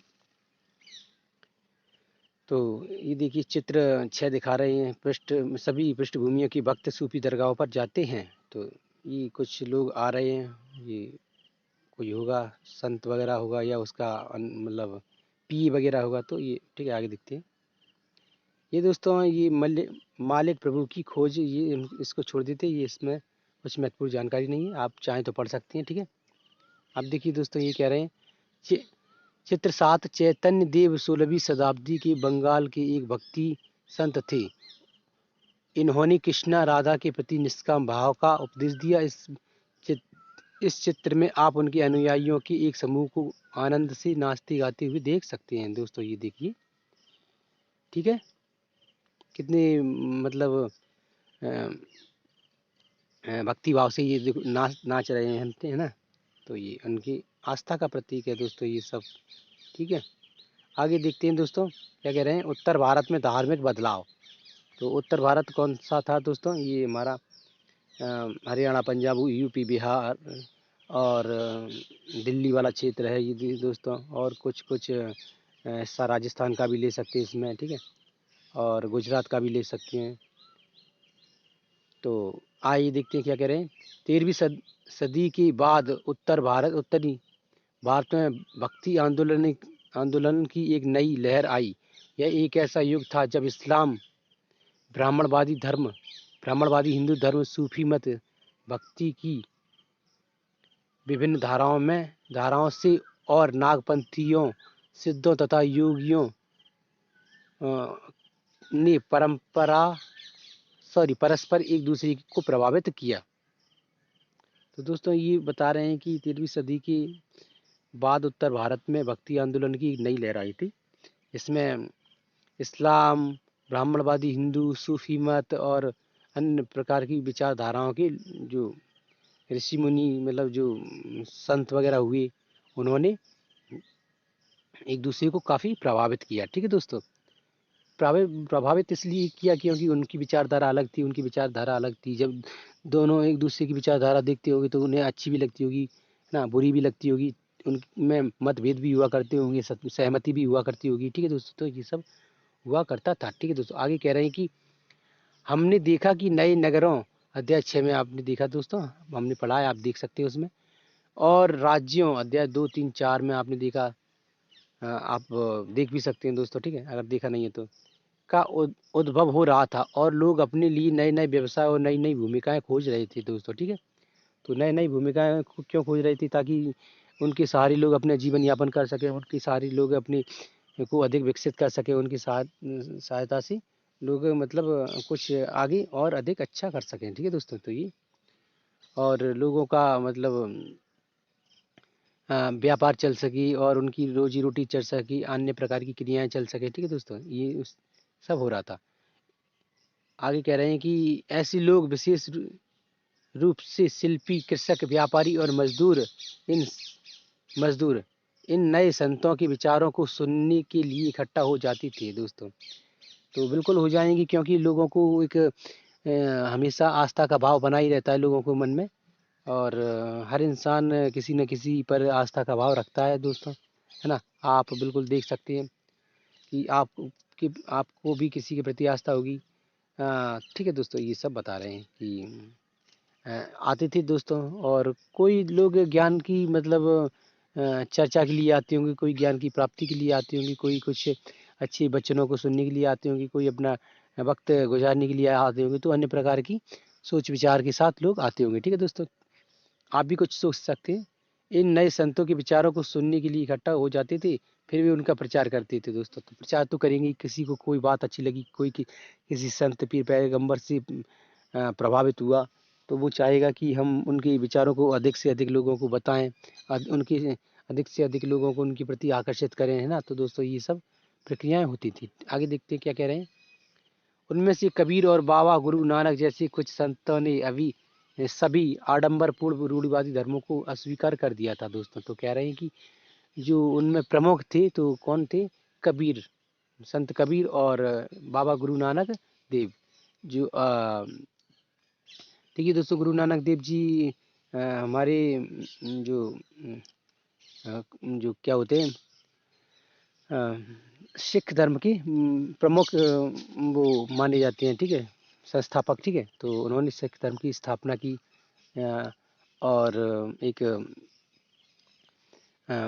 क्या कहते हैं, बहुत अच्छे अच्छे नियम बताए, तो आज भी लोग उनका पालन कर रहे हैं। और जैसा कि देख सकते हैं आप, अमृतसर में आप जाएं तो कितनी अच्छी सेवा की जाती है, किसी भी प्रकार की किसी भी मजहब के, किसी भी जाति धर्म के लोगों को वहाँ अच्छे से खाना खिलाया जाता है, वहाँ सेवा की जाती है। और तो दोस्तों मैं भी गया था, तो दोस्तों इतना मतलब इतना आदर देते हैं कि लोगों की जूते साफ करते हैं वो दोस्तों। जूते साफ करना आज बच्चे अपने पिता की जूते साफ नहीं करता, बीवी अपने पति की जूते साफ नहीं करती दोस्तों, भाई भाई की जूते साफ नहीं करता। वहाँ दोस्तों इतनी प्रेम भावना के साथ लोगों से जूते लिए जाते हैं, हाथों में गोद में लिए जाते हैं दोस्तों, और फिर उनकी जूती साफ की जाती है। इतना अच्छा नियम कायदा कानून और इतनी अच्छी संस्कार देकर गए हैं वो गुरु नानक देव जी, तो आप देख सकते हैं ना। और कबीर साहब ने भी देखी दोस्तों कितनी तर्कपूर्वक लोगों के विचारों को रखा, ठीक है, और कितनी तर्कपूर्वक लोगों को विचार करना, चिंतन मनन करना सिखाया। हर चीज़ पर तर्क करो, हर चीज़ पर ऐसे ही नहीं अंधविश्वास के साथ किसी को भी माना जाए, है ना। तो ये सब आगे देखते हैं दोस्तों। तो ये दोनों, ये मतलब कुछ प्रमुख मतलब संत थे जिन्होंने रूढ़िवादी विचारधाराओं का खंडन किया, ठीक है, और आडंबरों को मतलब मानने से इनकार किया। तो आगे देखते हैं क्या कह रहे हैं। तुलसीदास और सूरदास जैसे कुछ अन्य संतों ने उस समय विद्यमान विश्वासों तथा पद्धतियों को स्वीकार करते हुए उन्हें सबकी पहुंच में लाने का प्रयास किया। तो दोस्तों ये तुलसीदास थे और जो सूरदास थे, तो उन्होंने क्या किया कि उन्होंने वही विचारधाराओं को अपनाया जो चली आ रही है ना। और जिस पर लोग हमेशा से यकीन विश्वास करते आ रहे हैं। तो कहने का तात्पर्य इसमें ये भी बता रहे हैं कि उन्होंने रूढ़िवादी विचारधाराओं का खंडन कम किया या किया ही नहीं, ठीक है दोस्तों। तो ये आगे देखिए क्या कह रहे हैं। उन्हें सबकी पहुंच में लाने का प्रयत्न किया, ठीक है दोस्तों। ये जो चला आ रहा था, जो विचारधारा चली आ रही थी, जो सोच विचार, जो आइडियाज़ आ रहे थे शुरू से, वो उनको अन्य लोगों तक लाते रहे, ठीक है दोस्तों। आगे देखते क्या कह रहे हैं दोस्तों। तुलसीदास ने ईश्वर को राम के रूप में धारण धारण किया। अवधि पूर्वी उत्तर प्रदेश की बोली में लिखी गई तुलसीदास की रामचरितमानस उनकी भक्ति भाव की अभिव्यक्ति और साहित्यिक कृति दोनों ही दृष्टांतों में महत्वपूर्ण है। तो दोस्तों तुलसीदास ने जो ईश्वर को माना, वो किस रूप में माना, राम के रूप में, ठीक है दोस्तों। राम के रूप में उन्होंने माना, और उन्होंने राम जो उत्तर पूर्व सॉरी उत्तर सॉरी सॉरी पूर्वी उत्तर प्रदेश की जो बोली थी, जो वहाँ की लोकल लैंग्वेज, उसमें उन्होंने, और कुछ संस्कृत में, ये मतलब सब भाषाओं में मतलब इस्तेमाल किया उन्होंने। कुछ कुछ शब्द अलग भाषा के लिए, कुछ कुछ संस्कृत के मतलब लिए, संस्कृत में ही ज़्यादातर है, ठीक है। कुछ शब्द ले लिए हुए, तो यहाँ लिख रहे हैं इसलिए। तो रामचरित्र की रचना की, और वहाँ पे उसमें उन्होंने भक्ति भाव अपना पूरा उसमें डाला, ठीक है, और ईश्वर के प्रति और अधिक से अधिक आस्था इसमें प्रकट की। और जो कुछ भी उस रामचरितमानस में उन्होंने लिखा है, तो वो राम जी के जीवन से संबंधित सभी घटनाएं, ठीक है। आगे देखते हैं दोस्तों क्या कह रहे हैं कि ये जो उन्होंने लिखा वो भक्ति भाव और अभिव्यक्ति और साहित्य की कृति के रूप में लिखा गया है, ठीक है दोस्तों। आगे देखते हैं सूरदास श्री कृष्ण की अन्य भक्त थे दोस्तों, अनन्य भक्त थे दोस्तों। तो सूरदास भी जो बता रहे हैं कि उसी क्षेत्र में सूरदास थे, तो उन्होंने भी कृष्ण की भक्ति आराधना की दोस्तों, और वो उनकी स्पेशल भक्त माने जाते हैं, ठीक है दोस्तों। उनकी रचनाएं सूरसागर, उनकी रचना क्या थी, सूरसागर, ठीक है दोस्तों। सूरा सूरसा रावली और साहित्य लहरी में संग्रहित है। तो दोस्तों उनकी भी रचना है दोस्तों, क्या क्या है। तो दोस्तों सूरसागर है, सूरसारावली है, और साहित्यिक लहरी है, इन्होंने लिखी थी, ठीक है। तो उनमें कृष्ण की प्रति भक्ति भाव उन्होंने इसमें लिखा है, ठीक है। आगे देखिए दोस्तों क्या कह रहे हैं। एवं उनकी भक्ति भाव को अभिव्यक्त करती है, ठीक है। और लिख रहे हैं असम की शंकरदेव परवर्ती 15वीं शताब्दी की थी, जो उन्हीं की समकालीन थी। उन्होंने विष्णु की भक्ति पर बल दिया था। तो विष्णु की भक्ति पर बल किसने दिया था? तो दोस्तों बता रहे हैं असम में जो शंकर देव थे किसके परवर्ती थे? तो इन्हीं के जो सॉरी 15वीं शताब्दी में थे, उनका मतलब उनका कार्य समय अवधि उनकी 15वीं शताब्दी में थी। ठीक है दोस्तों, जो इन्हीं के पर समकालीन थे, इन्हीं के समकालीन यानी कि समकालीन बता रहे हैं तो किसके थे कि सूरदास और तुलसीदास की इनकी समकालीन हो सकती है। वैसे उनका कार्यकाल काफ़ी लंबा था, काफ़ी पुराना था। ठीक है, आगे कह रहे हैं कि अ, उन्होंने विष्णु भक्ति पर बल दिया था और असमिया भाषा में कविताएं तथा नाटक लिखी। तो किसने लिखी असमिया भाषा में? असम की शंकर देव ने। ठीक है, कविताएं और नाटक और सब अन्य प्रकार की जो लेख होते हैं उन्होंने लिखी। आगे देखिए दोस्तों कह रहे हैं कि कविता पाठ और प्रार्थना गृह स्थापित करने की पद्धति चलाई जो आज तक चली आ रही है। दोस्तों क्या कह रहे हैं, जो कविता पाठ होते हैं और जो घर बनते हैं दोस्तों, घर में जो गाना बजाना होता है उन्होंने उन्होंने लिखा। ठीक है दोस्तों, तो ये हो गया। आगे देखते हैं क्या कह रहे हैं, जो आज तक चल रही है दोस्तों, वो आज भी लोग अपने घरों में सुनते हैं, गाते बजाते हैं। ठीक है दोस्तों, शंकर देव की, किसकी? ये देखिए शंकर देव की, जो उन्होंने लिखा था असमिया भाषा में, ये सब। आगे देखिए दोस्तों क्या कह रहे हैं, इस परंपरा में दादू दयाल रविदास और मीराबाई जैसे संत भी शामिल थे। तो देखिए दोस्तों, इसी समय उन्हीं की समकालीन या उनकी कुछ समय के बाद, ठीक है दोस्तों, कौन कौन आए? तो दादू दयाल हैं और रविदास हैं। रविदास जी 15वीं शताब्दी के माने जाते हैं। वैसे उनका कुछ मतलब समय थोड़ा आगे पीछे भी हो सकता है। ठीक है दोस्तों, तो ये बता रहे हैं। और मीराबाई जैसे संत हुए दोस्तों। ठीक है, आगे कह रहे हैं कि मीराबाई एक राजपूत राजकुमारी थी जिनका विवाह 16वीं शताब्दी में, देखिए दोस्तों, हाँ 15वीं शताब्दी के बाद का बता रहे हैं। 16वीं शताब्दी में मेवाड़ की एक राजसी घराने में हुआ था। मीराबाई रविदास जो अस्पष्ट जाति की मानी जाती थी की अनुयायी बन गई थी दोस्तों। कह रहे हैं कि जो मीराबाई थी तो किसकी अनुयायी बन गई थी? तो रविदास की। और रविदास जी कौन थे दोस्तों? तो रविदास जी थे दोस्तों अस्पष्ट जाति की मानी जाती थी, उनसे लोग बाग उन्हें अछूत समझा जाता था दोस्तों। ठीक है, जो उच्च जाति के थे उन्हें अछूत समझते थे। ठीक है, उनको मतलब कहते थे ये अछूत है, ये वगैरह, मतलब ऐसी बातें किया करती होगी। ठीक है, तो उनकी जो मीराबाई थी वो राजपूत थी और राजपूत घराने में उनकी शादी हुई थी। ठीक है दोस्तों, और क्या कह रहे हैं कि उनकी रविदास की वो क्या कहते हैं, वो बन गई थी अनुयायी। ठीक है दोस्तों, तो आगे कह रहे हैं वे कृष्ण के प्रति समर्पित थी और उन्होंने अपनी गहरी भक्ति भाव को कई भजनों में अभिव्यक्त किया। तो बोल रहे हैं कि जो मीराबाई थी उन्होंने आ, अपना जो कृष्ण के प्रति भक्ति भाव था, उन्होंने अपनी जो भजन है और भजन कीर्तनों के माध्यम से उन्होंने ये सब लिखा गाया, और कहीं पर भी लिखा भी हुआ, ऐसा तो नहीं है कि बोला ही हुआ, लिखा गाया और उनको मतलब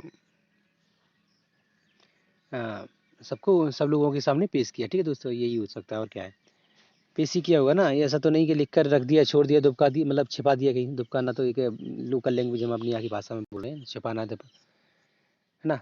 जूते दुबकाते हैं ना शादियों में, वो ऐसी मतलब बात मेरे वो शब्द मेरे मुँह से निकल गया। ठीक है, सॉरी। आगे देखते हैं क्या कह रहे हैं, उनके गीतों ने उच्च जातियों की रीति रिवाज नियमों को खुली चुनौती दी। किसके?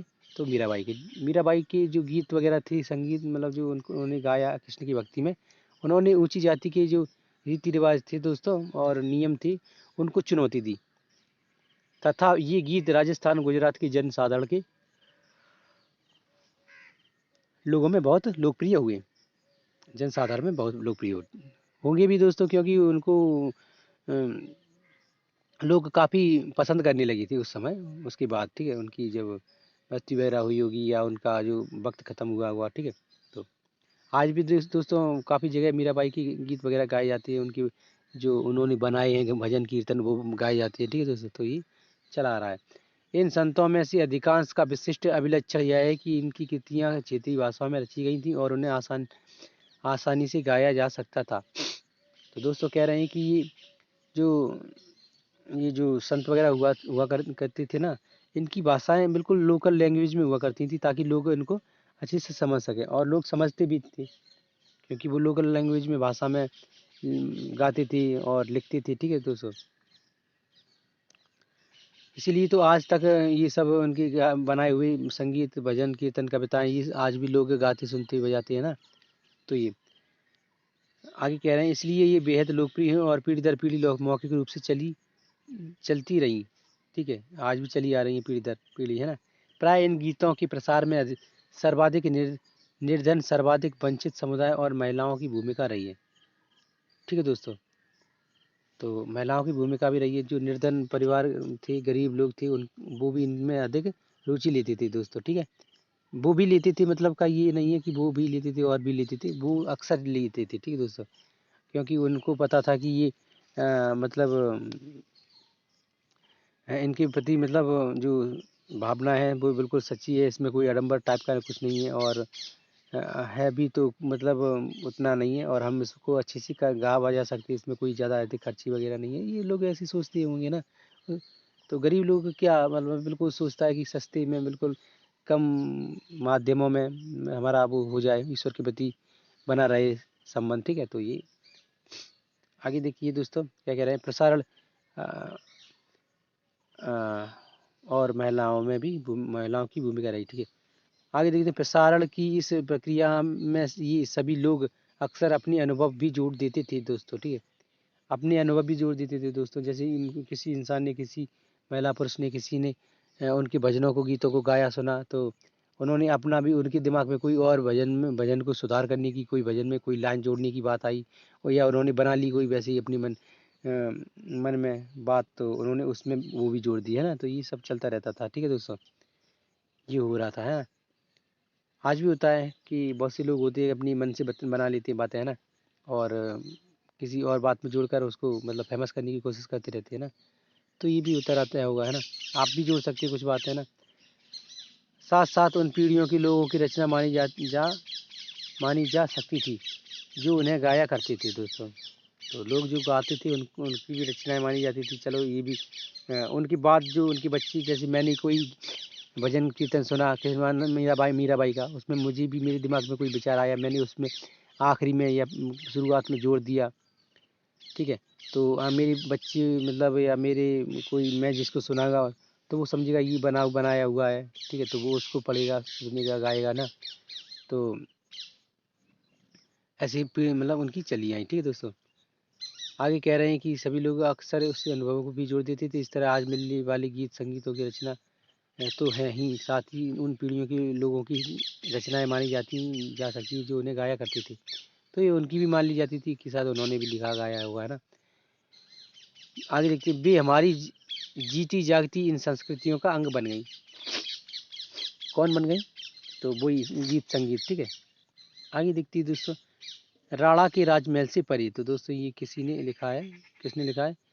चित्र 8 है ये, मीराबाई का। मीराबाई ने कुछ लिखा होगा। ठीक है, आप इसको पढ़ सकते हो दोस्तों। हम इसको वीडियो लंबा करने की बजाय मतलब नॉर्मल वीडियो रखना चाहते हैं, इसलिए हम इसको नहीं पढ़ेंगे। ठीक है, आप इसको पढ़ सकते हो। ठीक है, ये देखिए मीराबाई है शायद, मीराबाई ही है शायद, क्या ये दीपक जला रही हैं, पता नहीं क्या कर रही हैं। आगे देखिए दोस्तों, कबीर एक नज़दीक से एक नज़र। ठीक है, तो कबीर पर नज़र डालते हैं, क्या है ये कबीर के बारे में कुछ जानकारी। कबीर संवतः 15वीं 16वीं सदी में हुए थे। वे एक अत्यधिक प्रभावशाली संत थे। उनका पालन पोषण बनारस में या उनके आसपास के एक मुसलमान जुलाही यानी बुनकर परिवार में हुआ था। तो दोस्तों यहाँ देखिए या लगा हुआ है, यानी कि कबीर जी के जीवन से जुड़ी जो बचपन की जो घटनाएं हैं उनके बारे में लगभग किसी को भी जानकारी नहीं है ना। कोई मानता है ये बनारस में मतलब पले बड़े, है ना, और कोई मानता है कि ये उसके आसपास के क्षेत्र में मुसलमान जुलाहा यानी जो बुनकर होते हैं उनकी परिवार में पले बड़े हुए, है ना। तो ये लोगों की मतलब पूरी तरह से इस चीज़ के बारे में पूरी तरह से अच्छी से जानकारी नहीं है। ठीक है, तो आगे देखते हैं, उनके जीवन के बारे में हमारे पास बहुत कम विश्वसनीय जानकारी है। देखिए दोस्तों कह भी रहे हैं, हमें उनके विचारों की जानकारी उनकी साखियों और पदों की विशाल संग्रह से मिलती है। उनके बारे में यह कहा जाता है कि इनकी रचना तो कबीर ने ही की थी, परंतु ये घुमंतु भजन गायकों द्वारा गाए जाते थे। इनमें से कुछ भजन गुरु ग्रंथ साहब पंचवाड़ी और बीजक से संग्रहित और सुरक्षित है। तो दोस्तों कह रहे हैं कि हम्म, कबीर जी ने जो भजन वगैरह बनाए थे, तो वो लिखे तो उनके ही गए, उनके द्वारा गए गाए बजाए गए हैं। लेकिन जो घुमंतु जो संत वगैरह हुआ करती थी, तो उन्होंने उनको और अधिक लोकप्रियता दी, और उनके जो भजनों को संग्रह किया गया है, उनको किस में संग्रहित किया गया है,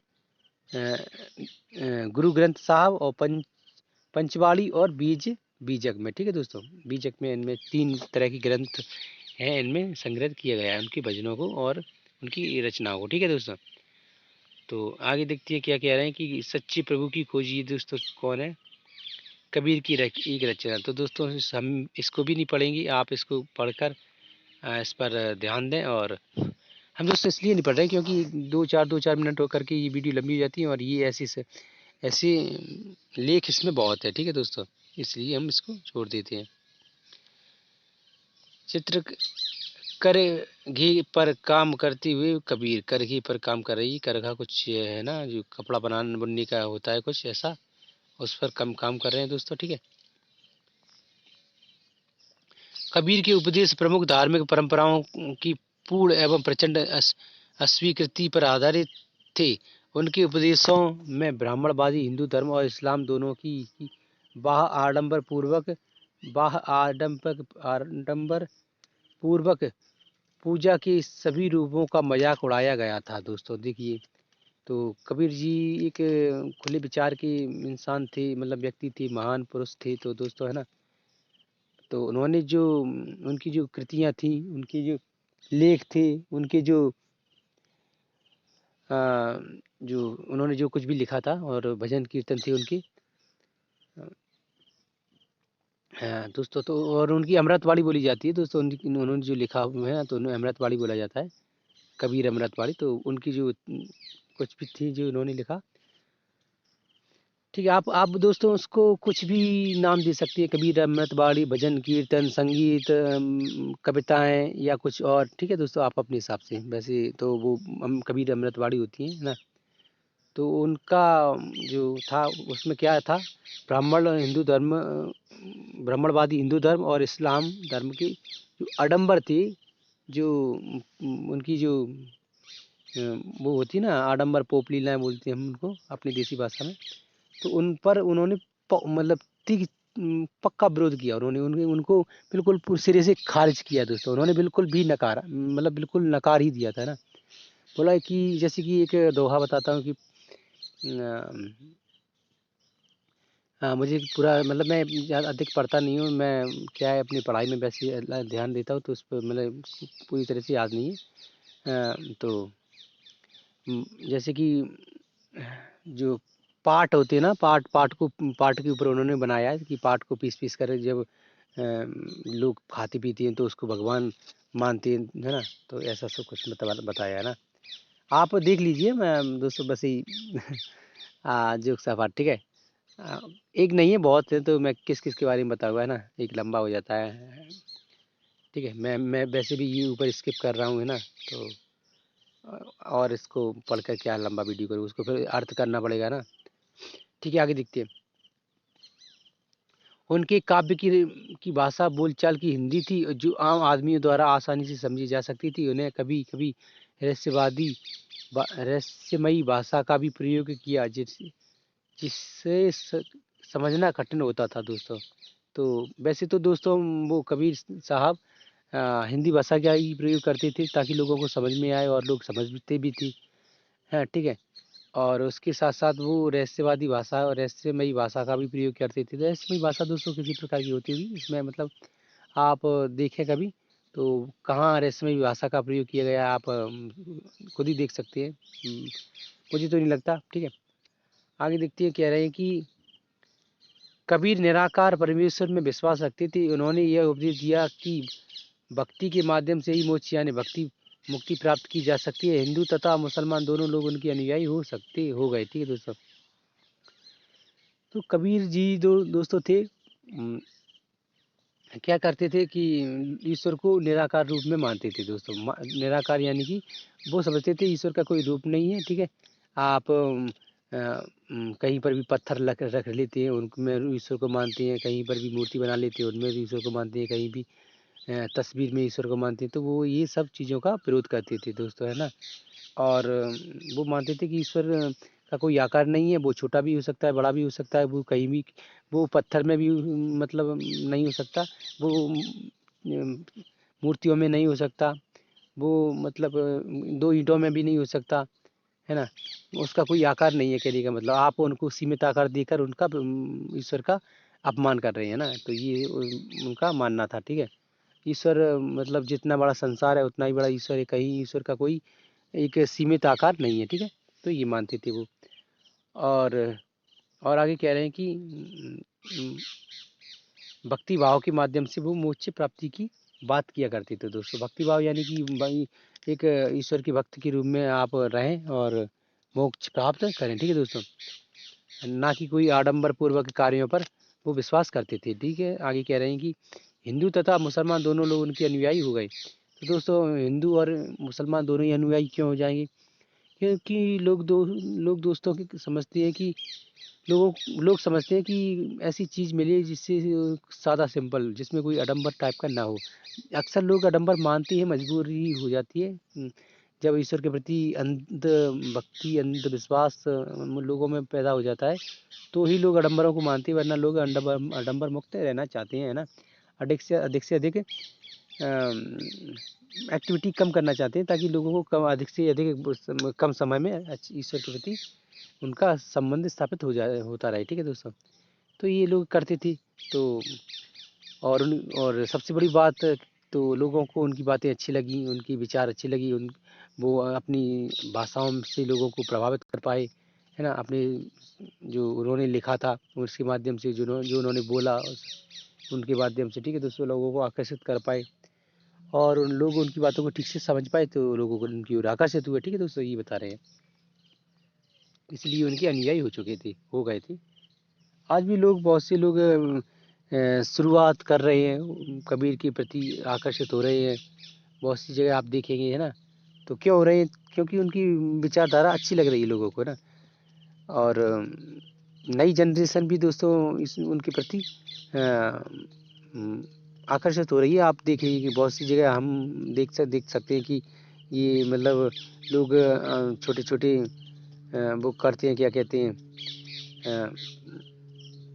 प्रोग्राम करते हैं और उनकी प्रति मतलब अपना प्रेम भक्ति भाव मतलब दिखाते हैं ना। तो ये आगे देखते हैं, गुरु नानक नज़दीक से एक नज़र। गुरु नानक देव जी को देखती है। कबीर की अपेक्षा बाबा गुरु नानक देव 1469 से 1539 के बारे में हम कहीं अधिक जानते हैं। तलवंडी पाकिस्तान के ननकाना साहब में जन्म लेने वाले बाबा गुरु नानक ने करतारपुर रावी नदी के तट पर डेरा बाबा नामक में एक केंद्र स्थापित करने से पहले कई यात्राएं की थी दोस्तों। तो दोस्तों बता रहे हैं कि कबीर साहब ने जो पाकिस्तान के तलवंडी इलाके में ननकाना साहब में एक जगह करतारपुर, वहाँ पे जो रावी नदी है, रावी नदी के तट पर एक केंद्र की स्थापना की, मतलब एक जगह की स्थापना की। तो वहाँ से लोगों को वो संबोधित करती थी, वहाँ लोगों को अपनी ओर आकर्षित करती थी। यानी कि लोग वहाँ आते जाते होंगे, उनके अच्छे वचनों को सुनते होंगे, है ना। तो ये बता रहे हैं। आगे बात कर रहे हैं कि उन्होंने अपनी एक केंद्र स्थापित किया और केंद्र स्थापित करने से पहले उन्होंने कई यात्राएं की थी दोस्तों। आपको बता दें दोस्तों, बाबा गुरु नानक देव जी ने बहुत ही लंबी यात्राएं की थी। आप कभी देखना उनके बारे में, कभी पढ़ना। तो वैसे तो यहाँ पे मैं बता ही दे रहा हूँ, आगे चल के और भी उनके बारे में डिटेल मिलेगी आपको, है ना। जो कक्षा 7 के छात्र हैं उसके अनुसार बताया जा रहा है, आगे चल के कक्षा 8 के छात्रों के अनुसार बताया जाएगा, 9 के छात्रों के साथ इसी तरह से बताया जाता है। तो एनसीईआरटी 12वीं में आपको और अच्छे से जानकारी मिलेगी, ठीक है। तो कह रहे हैं कि उन्होंने लंबी यात्रा की, ठीक है। उन्होंने अपने अनुयायियों के लिए करतारपुर में एक नियमित उपासना पद्धति अपनाई, जिसके अंतर्गत उन्हें उन्हीं के शब्दों भजनों को गाया जाता था दोस्तों। तो उन्होंने एक मतलब मंडप, मतलब कह सकती हैं कि वो अ, एक समूह बना लिया, कहने का तात्पर्य ये है कि तो वहाँ पे उनके द्वारा बनाए गए जो भजन कीर्तन थे वो गाए जाते थे दोस्तों, ठीक है। और लोग अपनी ईश्वर के प्रति उनकी भक्ति भाव को प्रदर्शित करते थे दोस्तों, ठीक है। आगे कह रहे हैं उनके अनुयायी अपनी अपनी पहली धर्म या जाति अथवा लिंग भेद को नज़रअंदाज करके एक माझी रसोई में इकट्ठा खाना खाते पीते थे दोस्तों। तो जिसे लंगर कहा जाता है दोस्तों। वो मैंने बताया था ना कि आज भी पंजाब की जो अमृतसर ज़िले में जो भंडारा चलता है ना, तो वो उन्हीं का द्वारा बनाया गया है, उन्हीं के द्वारा मतलब आज भी चलन में है। तो वहाँ पे दोस्तों कितना अच्छा व्यवस्था करके लोगों को खाना खिलाया जाता है। आप भी कभी मौका मिले तो जाइएगा। बहुत ही अधिक प्रेम है दोस्तों वहाँ, बहुत ही अत्यधिक, जिसकी कल्पना भी नहीं की जा सकती, ठीक है। तो ये मैंने तो देखो दोस्तों, अब मेरे साथ ये बर्ताव हुआ है, मैंने तो ये देखा है अपनी आंखों से, मेरे साथ हुआ है ये सब, उनका प्रेम भक्ति है ना, मैंने देखा है। तो मैं इसलिए और अधिक जोर लगा कर कह रहा हूँ ना। तो ये देखिए दोस्तों, चित्र 10 धार्मिक अनुभवों से चर्चा करती बाबा गुरु नानक देव जब भी युवक थे दोस्तों। तो दोस्तों ये बाबा गुरु नानक देव की जो युवावस्था का ये चित्र है, ठीक है दोस्तों। ये उनके अनुयायी हैं कुछ। आगे देखिए दोस्तों क्या कह रहे हैं, लंगर उनके अनुयायी जाति धर्म लिंग भेदभाव को नजरअंदाज करके एक ही रसोई में खाना खाते पीते थे, जिसे लंगर कहा जाता था। आगे दोस्तों तो कह रहे हैं कि बाबा गुरु नानक देव ने उपासना और धार्मिक कार्यों के लिए जो जगह नियुक्त की थी उन्हें धर्म साल कहा गया। आज इसे गुरुद्वारा कहा जाता है दोस्तों। तो गुरुद्वारा कहाँ पर है, सबसे बड़ा, भारत का सबसे बड़ा गुरुद्वारा दोस्तों पंजाब की अमृतसर शहर में है, और वहाँ पे सबसे बड़ा भंडारा चलता है दोस्तों, ठीक है। आगे दिखती कहते हैं कि 1539 में अपनी मृत्यु के पूर्व बाबा गुरु नानक ने एक अनुयायी को अपना उत्तराधिकारी चुना। इनका नाम लहड़ा था, लेकिन ये गुरु अंगद के नाम से जाने गए। गुरु अंगद नाम का महत्व यह था कि गुरु अंगद बाबा गुरु नानक के ही अंग माने गए। गुरु अंगद ने बाबा गुरु नानक की रचनाओं का संग्रह किया और उस संग्रह में अपनी कृतियां भी जोड़ दी। तो दोस्तों कह रहे हैं कि जो गुरु नानक देव जी थे उन्होंने 1539 में अपनी मृत्यु से पूर्व जो गुरु अंगद देव जी थे उनको अपना अनुयायी बना दिया था, मतलब अपना क्या बना दिया था, अपना उत्तराधिकारी, सॉरी, अपना उत्तराधिकारी नियुक्त कर दिया था, और जिनका और अन्य नाम क्या था, लहड़ा।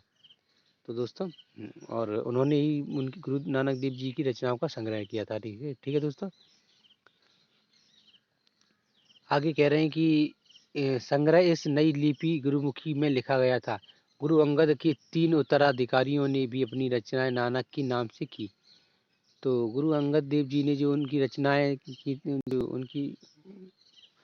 उनकी खुद की रचनाएं थी, तो क्या है इधर क्या कह रहे हैं, उनकी जो खुद की रचनाएं थी, तो उन्होंने खुद की रचनाओं को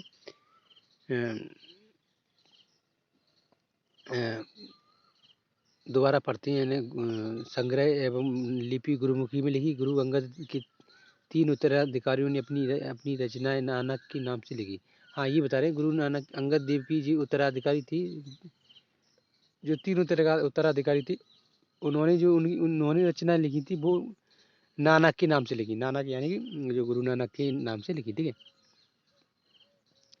आगे देखिए क्या कह रहे हैं, इन सभी का संग्रह गुरु अर्जुन ने किया जो 1604 में आए थे। ठीक है दोस्तों, मतलब 1604 में उन्होंने रचनाओं का संग्रह किया। इस संग्रह में शेख फरीद, संत कबीर, भगत नामदेव और गुरु तेग बहादुर जैसी सूफियों, संतों और गुरुओं की बाणी जोड़ी गई। तो दोस्तों कह रहे हैं कि जो गुरु अर्जुन देव ने जो 1604 में जो रचनाओं का संग्रह किया था, उन्होंने किन किस किस जो गुरु का जो संग्रह किया था, तो उनमें उनमें क्या है, शेख फरीद हैं, संत कबीर हैं, भगत नामदेव हैं और गुरु तेग बहादुर हैं। इनकी रचनाओं और अन्य सूफी संतों की रचनाओं का संग्रह किया। ठीक है दोस्तों, आप आगे कह रहे हैं संतों और गुरुओं की बाणी जोड़ी गई। ठीक है, अब ये कहते हैं 1706 में इस बृहद संग्रह को गुरु तेग बहादुर के पुत्र उत्तराधिकारी गुरु गोविंद सिंह ने प्रमाणित किया। आज इस संग्रह को सिखों की पवित्र गुरु ग्रंथ साहब के रूप में जाना जाता है। तो दोस्तों कह रहे हैं कि ये जो आज गुरु ग्रंथ साहब के रूप में जाना जाता है, तो जाना जाता है, तो इसी संग्रह को किसने किया था, तो जो गुरु अर्जुन देव थे, तो उन्होंने ठीक है। आगे देखते हैं क्या कह रहे हैं कि इन प्रमाण एकता दे दी किसने, बृहद संग्रह को गुरु तेग बहादुर के पुत्र उत्तराधिकारी एवं गुरु गोविंद सिंह ने प्रमाणित किया। आज इस संग्रह को सिखों की पवित्र ग्रंथ के रूप में, गुरु ग्रंथ के रूप में माना जाता है। ठीक है,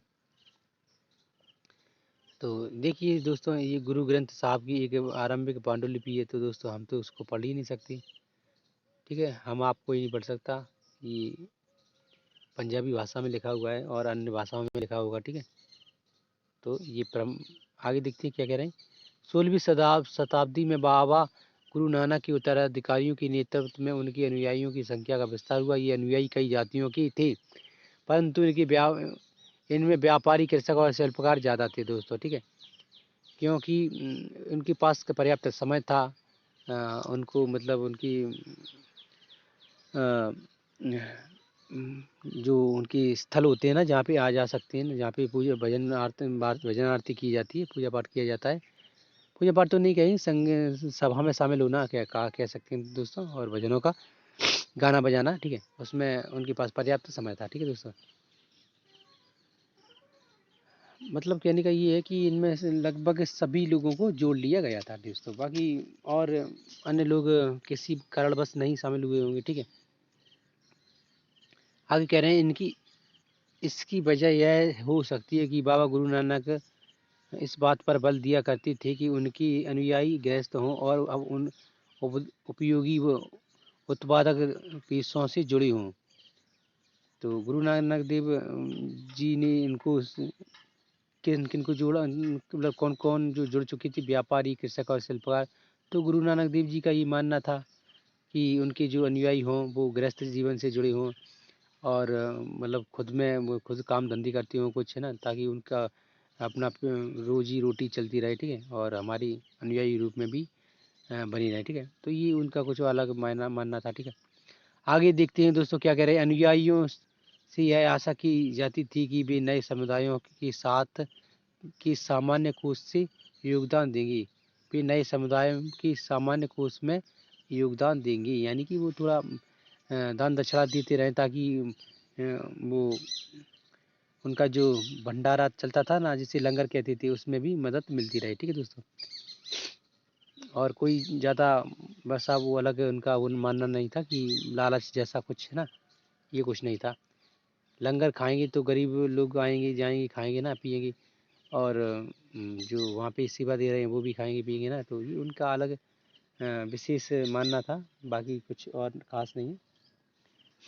17वीं शताब्दी के प्रारंभ में केंद्रीय गुरुद्वारा हरमंदिर साहिब स्वर्ण मंदिर की आसपास रामदासपुर शहर अमृत शहर विकसित होने लगा था दोस्तों। तो ये उसी का एक विकसित रूप होता गया। ठीक है दोस्तों, तो किसने किया था, हरमंदिर साहब ने स्वर्ण मंदिर के आसपास के क्षेत्र में। ठीक है, धीरे धीरे वो स्वर्ण मंदिर में स्थापित हो गया। आगे कह रहे हैं कि प्रशासन में यह विस्तृत स्वायत्त था। आधुनिक इतिहासकार इस युग के सिखों समुदाय को राज्य के अंतर्गत राज्य मानते हैं। मुगल साम्राज्य जहांगीर इस समुदाय को एक संभावित खतरा मानता था। तो जहांगीर मानता था कि जो ये सब व्यवस्थाएं बन रही हैं लंगर टाइप की, जो अमृतसर के आसपास जो लोग खाते पीते लोग यहाँ पे आते जाते हैं, श्रद्धा का भाव रखते हैं, तो मुगलों के लिए ये गलत होगा, मुगलों के लिए खतरा हो सकता है, मुगल इससे परेशान हो सकते हैं, मुगल के लिए ये चेतावनी हो सकती है। ठीक है, ये वो मानता था। ठीक है दोस्तों, वैसे कुछ ऐसा हुआ नहीं। क्यों मानता होगा, ये उसका अलग मानना होगा। ठीक है, तो आगे कह रहे हैं कि उसने 1606 में गुरु अर्जुन देव को मृत्युदंड देने का आदेश दे दिया था। दोस्तों देखिए क्या कितना गलत किया उसने। अब वो तो गरीबों को मतलब खाना खिला रहे हैं, है ना, और अच्छा कार्य कर रहे हैं, तो जहांगीर ने उनको मृत्यु क्यों दे दी दोस्तों। तो ये दोस्तों बहुत ही उसके लिए चुनौतीपूर्वक बात होगी, इसलिए उसने ऐसा किया होगा। ठीक है दोस्तों, कब दिया था, तो अर्जुन देव को 1606 में मृत्यु दंड। ठीक है दोस्तों, किसने दिया था, तो जहांगीर ने। आगे देखते हैं दोस्तों क्या कह रहे हैं। 17वीं शताब्दी में सिख आंदोलन का राजनीतिकरण शुरू हो गया था दोस्तों। सिख आंदोलनों का राजनीतिकरण, यानी सिख जो समुदाय था वो राजनीति में भागीदारी लेने लगी थी दोस्तों। तो उसके बाद आगे कह रहे हैं, जिसका दूरगामी परिणाम यह हुआ कि 1699 में गुरु गोविंद सिंह ने खालसा पंथ की स्थापना की, खालसा की संस्था का निर्माण किया, यानी खालसा संस्था का निर्माण किया। खालसा पंथ के नाम से जाना जाने लगा, जिसे खालसा पंथ के रूप में जाने लगा। आप कह रहे हैं कि तो वाला सॉरी पंथ के नाम से जाना जाने वाला सिख समुदाय अब एक राजनीतिक सत्ता बन गया था दोस्तों। जो गुरु गोविंद जी ने खालसा पंथ की स्थापना की थी, कब की थी, तो 1699 में। तो वो एक राजनीतिक सत्ता के रूप में राजनीतिक समुदाय के मतलब राजनीतिकरण हो गया उसका। ठीक है, वो राजनीति में आने लगी और काफ़ी प्रसिद्ध होने लगी। ठीक है दोस्तों, तो क्योंकि उनको भी एक अपना वो बचाना था दोस्तों, एक इज्जत आबरू उनकी दाव पे लग गई थी ना उस समय मुगलों की काल में। तो उन्होंने राजनीतिक रूप ले लिया था। ठीक है दोस्तों, आगे कह रहे हैं 16वीं और 17वीं शताब्दी की बदलती अ, हुई ऐतिहासिक परिस्थितियों ने सिख आंदोलनों के विकास को प्रभावित किया। शुरू से ही बाबा गुरु नानक के विचारों का सिख आंदोलनों पर गहरा प्रभाव पड़ा था। उन्होंने एक ईश्वर की उपासना के महत्व पर जोर दिया था। ठीक है दोस्तों, उन्होंने कहा एक ईश्वर एक ही होता है और ईश्वर अन्य प्रकार के नहीं होती है। ठीक है, वही दोस्तों, एक ईश्वर के जो नारी पर सब किसी ने बल दिया था दोस्तों, लगभग हर किसी ने। ठीक है, ईश्वर एक है, ईश्वर एक है। ये हालांकि हिंदू धर्म में अनेक प्रकार की ईश्वरों की बात कही जाती है और ये अनलॉजिकल है दोस्तों। ठीक है, खैर आगे चलते हैं। उन्होंने एक ईश्वर की उपासना को महत्व पर जोर दिया। उन्होंने आग्रह किया कि जाति धर्म अथवा लिंग भेद मुक्ति प्राप्ति के लिए कोई मायने नहीं रखती दोस्तों। तो कह रहे हैं कि जिस तरह से हिंदू धर्म में दोस्तों आडंबर थे कि ये आडंबर, ये पूजा पाठ कीजिए, ये कीजिए, तब आपको मुक्ति मिलेगी, और वो भी किसी विशेष वर्ग को मिलेगी, विशेष जाति को मिलेगी। कोई छोटी जाति के लोग को मुक्ति नहीं मिल सकती। वो मतलब छोटी कार्य करने के लिए ही पैदा हुए हैं। तो ये मतलब बहुत बुरी किस्म की जो यहाँ पे बताई जा रही है तो कि प्रक्रिया थी दोस्तों, तो उसका उन्होंने विरोध किया। उन्होंने कहा कि मुक्ति प्राप्ति के लिए या ईश्वर को प्राप्त करने के लिए ईश्वर की मतलब ईश्वर से क्या कहते हैं, ईश्वर के प्रति भक्ति भावना पैदा करने के लिए कोई लिंग जाति की आवश्यकता नहीं होती। चाहे आप किसी भी जाति के हों, किसी भी धर्म के हों, किसी भी कौम के हों, आपके पास पैसा है या नहीं है, कोई धन दौलत है या नहीं है, आप अमीर है गरीब है, कोई भी हो, आप ईश्वर के प्रति अपनी भक्ति भावना प्रदर्शित कर सकती है। आप ईश्वर को आप मुक्ति प्राप्त कर सकते हैं। ठीक है दोस्तों, ये मोक्ष प्राप्त कर सकते हैं, एक ही बात है। आगे देखते हैं क्या कह रहे हैं। ये कुछ छूटा तो नहीं दोस्तों, तो ये मैंने बता ही दिया था आपको, है ना। आगे देखते हैं क्या कह रहे हैं कि उनके लिए मुक्ति किसी निष्क्रिय आनंद की स्थिति नहीं थी, बल्कि सक्रिय जीवन व्यतीत करने के साथ साथ सामाजिक परिबद्धता की निरंतर कोशिश में ही निहित थी। उनकी तो कह रहे हैं कि उनकी क्या कह रहे हैं कि उनके लिए मुक्ति किसी निष्क्रिय आनंद की स्थिति नहीं थी। दोस्तों कह रहे हैं कि मुक्ति प्राप्त करना कोई कठिन कार्य नहीं था। ठीक है दोस्तों, मुक्ति प्राप्त कोई भी कर सकता था अपने मतलब साधारण तरीके से, है ना, कोई कठिन काम नहीं था। ठीक है, आगे कह रहे हैं अपने उपदेशों की सार को व्यक्त करने के लिए उन्होंने 3 शब्दों का प्रयोग किया, नाम, दान और इस स्नान। ठीक है, यानी कि स्नान, स्नान, नाम, दान और स्नान। नाम से तात्पर्य सही उपासना से था, दान से तात्पर्य दूसरों का भला करना और स्नान का तात्पर्य आचार विचार की पवित्रता से था। ठीक है दोस्तों, आज उनके उपदेशों को नाम जपना की कीर्त करना और बंड छकना के रूप में याद किया जाता है। ये अवधारणाएं भी उचित विश्वास और उपासना, ईमानदार पूर्वक निर्वाह और संसाधनों को मिलकर बांटना प्रयोग करना, यानी कि दूसरों की मदद की महत्व को रेखांकित करता है। इस तरह बाबा गुरु नानक की समानता के विचारों की सामाजिक राजनीतिक मायने थी। शायद इसी बात से हमें बाबा गुरु नानक देव और उनके अनुयायियों की इतिहास और कबीर, रविदास और दादू जैसे संत और उनके अनुयायी जिनके विचार बाबा गुरु नानक के विचारों से काफ़ी करीब थी, इतिहास में फ़र्क को समझने में मदद मिलती है। तो दोस्तों इसका तात्पर्य ये कहने का ये है, इसमें जो शब्द लिखे हैं उनका तात्पर्य ये है कि जो गुरु नानक देव जी ने जो मुख्य बातें कही थी उनका सार था कि उनके उपदेशों का सार ये था कि उन्होंने 3 शब्दों का प्रयोग किया, नाम, दान और स्नान। नाम से तात्पर्य क्या था कि सही उपासना करना, ईश्वर की सही उपासना करना, ईश्वर का कोई अच्छा नाम ढूंढें, जो मतलब उन्होंने बताया होगा। ठीक है, ईश्वर का नाम नाम लेकर सही उपासना करें। ठीक है, और दान से तात्पर्य था उनका कि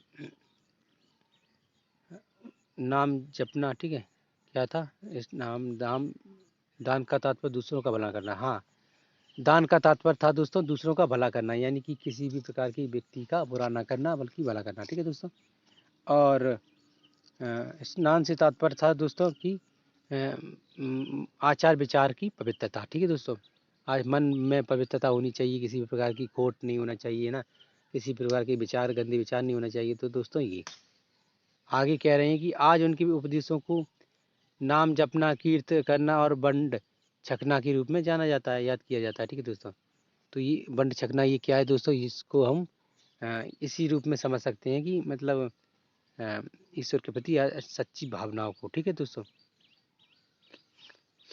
आगे दोस्तों कह रहे हैं कि ये अवधारणाएं भी उचित विश्वास और उपासना, ईमानदारी पूर्वक निर्वाह और संसाधनों को मिलजुल कर बांटकर, यानी कि दूसरों की मदद के महत्व को रेखांकित करती हैं। तो दोस्तों कह रहे हैं कि ये सब उनके जो विचार थे वो सब इस प्रकार थे कि मतलब ईमानदारी से जीवन व्यतीत करें, सब संसाधन है कोई भी उसका मिलकर बांटें, है ना, और ईश्वर पर विश्वास और उपासना, ईश्वर की विश्वास और उपासना करें जो उचित तरीका हो। ठीक है, तो ये उन्होंने बताया था। आगे देखिए दोस्तों क्या कह रहे हैं कि इस तरह बाबा गुरु नानक देव के समान विचारों और राजनीतिक समाज सॉरी सामाजिक राजनीतिक मायने थे। ठीक है दोस्तों, तो उनकी सामाजिक राजनीतिक मायने थी दोस्तों, ताकि लोग अच्छे से मतलब हर सामाजिक राजनीतिक परिवेश में अच्छे से रह सके। ठीक है दोस्तों, ये बता रहे हैं। शायद इसी बात से हमें बाबा नानक देव, गुरु नानक, इतिहासकार कवि संतों जी उनके विचारों की काफ़ी समझने में काफ़ी मदद मिलती है। तो दोस्तों ये हो गया, मतलब का कुछ में कुछ आगे कुछ खासा नहीं है। ठीक है, आप उनके विचारों को समझ ही चुके हो ऊपर क्या क्या था। ठीक है, आपको फोकस करना है इस पर, देखो नाम, दान और स्नान पर। ठीक है दोस्तों, तो नाम का अर्थ यहाँ समझ लीजिए दोस्तों, और दान का समझ लीजिए और स्नान का समझ लीजिए। ठीक है दोस्तों, तो ये है। आगे देखते हैं ये अन्यत्र में, ये देखिए अन्यत्र है दोस्तों, इसमें पढ़ेंगे मार्टिन लूथर और धर्म सुधार आंदोलन। तो मार्टिन लूथर कौन था इसके बारे में पढ़ते हैं। 16वीं सदी का समय यूरोप में भी एक धार्मिक अंतमोच्च यानी उथल पुथल का काल था। तब ईसाई धर्म में अनेक परिवर्तन हुए। जिन्हें लाने वाली महत्वपूर्ण नेताओं में से एक थे मार्टिन लूथर। 1483 से 1586 46 सॉरी 1483 से 1546 में मार्टिन लूथर ने यह महसूस किया कि रोमन कैथोलिक चर्च की अनेक आचार व्यवहार बाइबल की शिक्षाओं के विरुद्ध जाते हैं। मार्टिन लूथर ने लैटिन भाषा की बजाय आम लोगों की भाषा के प्रयोग को प्रोत्साहन दिया और बाइबल का जर्मन भाषा में अनुवाद किया। तो दोस्तों कह रहे हैं कि जो 16वीं सदी का यूरोप था, उधर भी धार्मिक उथल पुथल हो रही थी। तो दोस्तों यहाँ पे ईसाई धर्म में अनेक परिवर्तन हो रहे थे दोस्तों, ठीक है। इसमें अनेक महत्वपूर्ण लोगों ने भाग लिया और अनेक महत्वपूर्ण लोगों ने उसमें संशोधन भी किया था, ठीक है दोस्तों। तो आगे कह रहे हैं कि मार्टिन लूथर 1483 में से 1546 तक उनका जो जीवन था, तो उसमें उन्होंने जो कार्य किए उनके बारे में बता रहे हैं।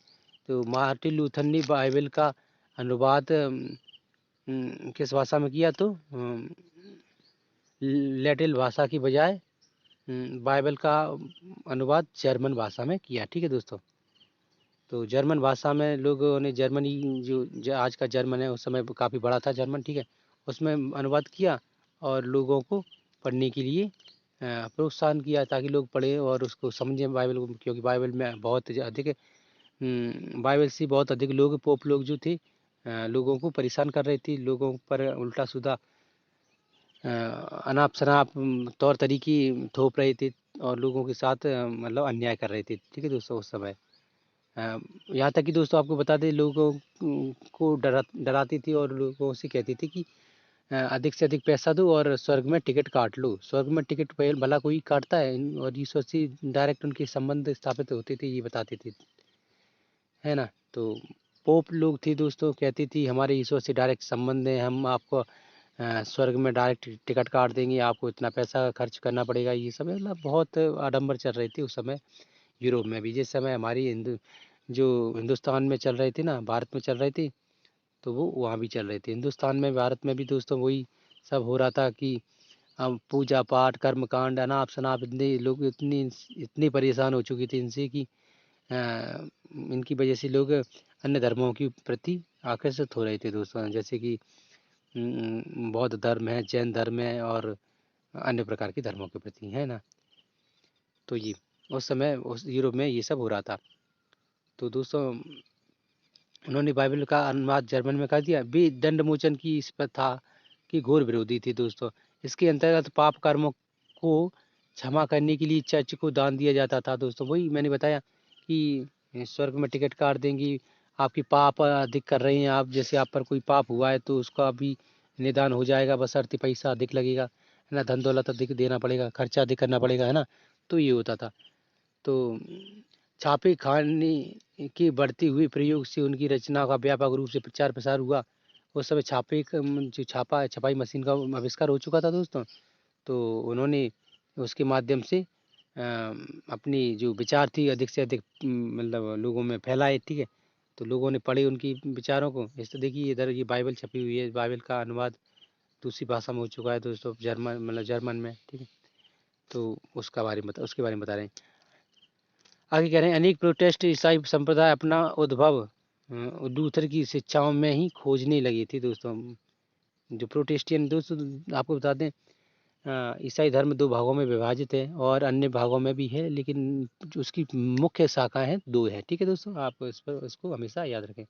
मुख्य भाषा सबसे पहले ईसाई धर्म था कि इसमें तो कैथोलिक रोमन कैथोलिक के धर्म में बटा हुआ था दोस्तों। मतलब बटा गया था, एक ही धर्म था उसका, रोमन कैथोलिक, ठीक है दोस्तों। उसका जब मार्टिन लूथर जैसी बड़ी बड़ी जो विद्वान आए और जो बड़ी बड़ी धर्म सुधारक आए, तो उन्होंने जो जो प्रोटेस्ट किया, यानी कि विरोध किया, ठीक है दोस्तों। तो उसको एक उसकी दूसरी धर्म ईसाई धर्म की दूसरे रूप को प्रोटेस्टियन धर्म नाम दे दिया गया, ठीक है दोस्तों। इसीलिए उन्हें प्रोटेस्टेंट ईसाई कहा जाने लगा, ठीक है दोस्तों। आप इससे इस तरह से समझ सकते हैं। तो उनकी शिक्षाओं में खोजने लगे, क्या खोजने लगे कि वहाँ के जो लोग थे उन्होंने कहा कि ये धर्म सुधार कर रहे हैं, इन्होंने अच्छे नियम बना दिए हैं, तो ये मतलब आडंबरों पर ये सीधा प्रभाव मतलब बाहर हमला कर रहे हैं ना, आडंबरों का विरोध कर रहे हैं। तो उन्होंने ये सब देखा तो उनको भी उनके विचारों से लोग सहमत होने लगे। ठीक है,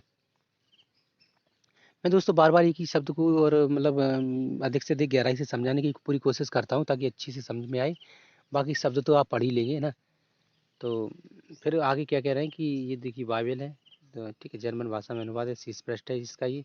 ठीक है, आगे कह रहे हैं कि अन्यथा में ये हो गया। ठीक है दोस्तों, लूथर प्रोटेस्ट या अनेक प्रोटेस्ट ईसाई संप्रदाय अपना उद्भव लूथर की शिक्षाओं में ही खोजने लगे थे। तो दोस्तों ये हो गया इतना। आगे देखते हैं, यहाँ कुछ और लिखा है। ये दोस्तों ये 20 शब्द है, इसको आप जरूर देखना। ये आप यूट्यूब गूगल से कहीं से सर्च करके इसको लिख लें, आप इसको याद करें, इससे आपको परिभाषाएं अच्छी से अच्छी अधिक से अधिक याद होंगी। ठीक है दोस्तों, तो देखिए वीर शैव मत क्या होता है, भक्ति क्या होता है, सूफी क्या होता है, खानका क्या होता है, ये दोस्तों ये शब्द है, ये परिभाषा है, आपको याद होनी चाहिए। ठीक है, ये दोस्तों कक्षा 7 के छात्र के लिए क्वेश्चन आंसर है, ये जो अपनी परीक्षाएं देगा उसमें उसको ये महत्वपूर्ण भूमिका निभाएंगे। ठीक है दोस्तों, तो आगे इसमें कुछ रहा नहीं है। तो दोस्तों ये वीडियो पूरी देखने के लिए आपका धन्यवाद। ठीक है, हमारी वीडियो को दोस्तों अधिक से अधिक लोगों को शेयर करें और हमारे चैनल्स को सब्सक्राइब करें और कर पाएँ दोस्तों, हमारी वीडियो को लाइक करें। तो थैंक यू दोस्तों।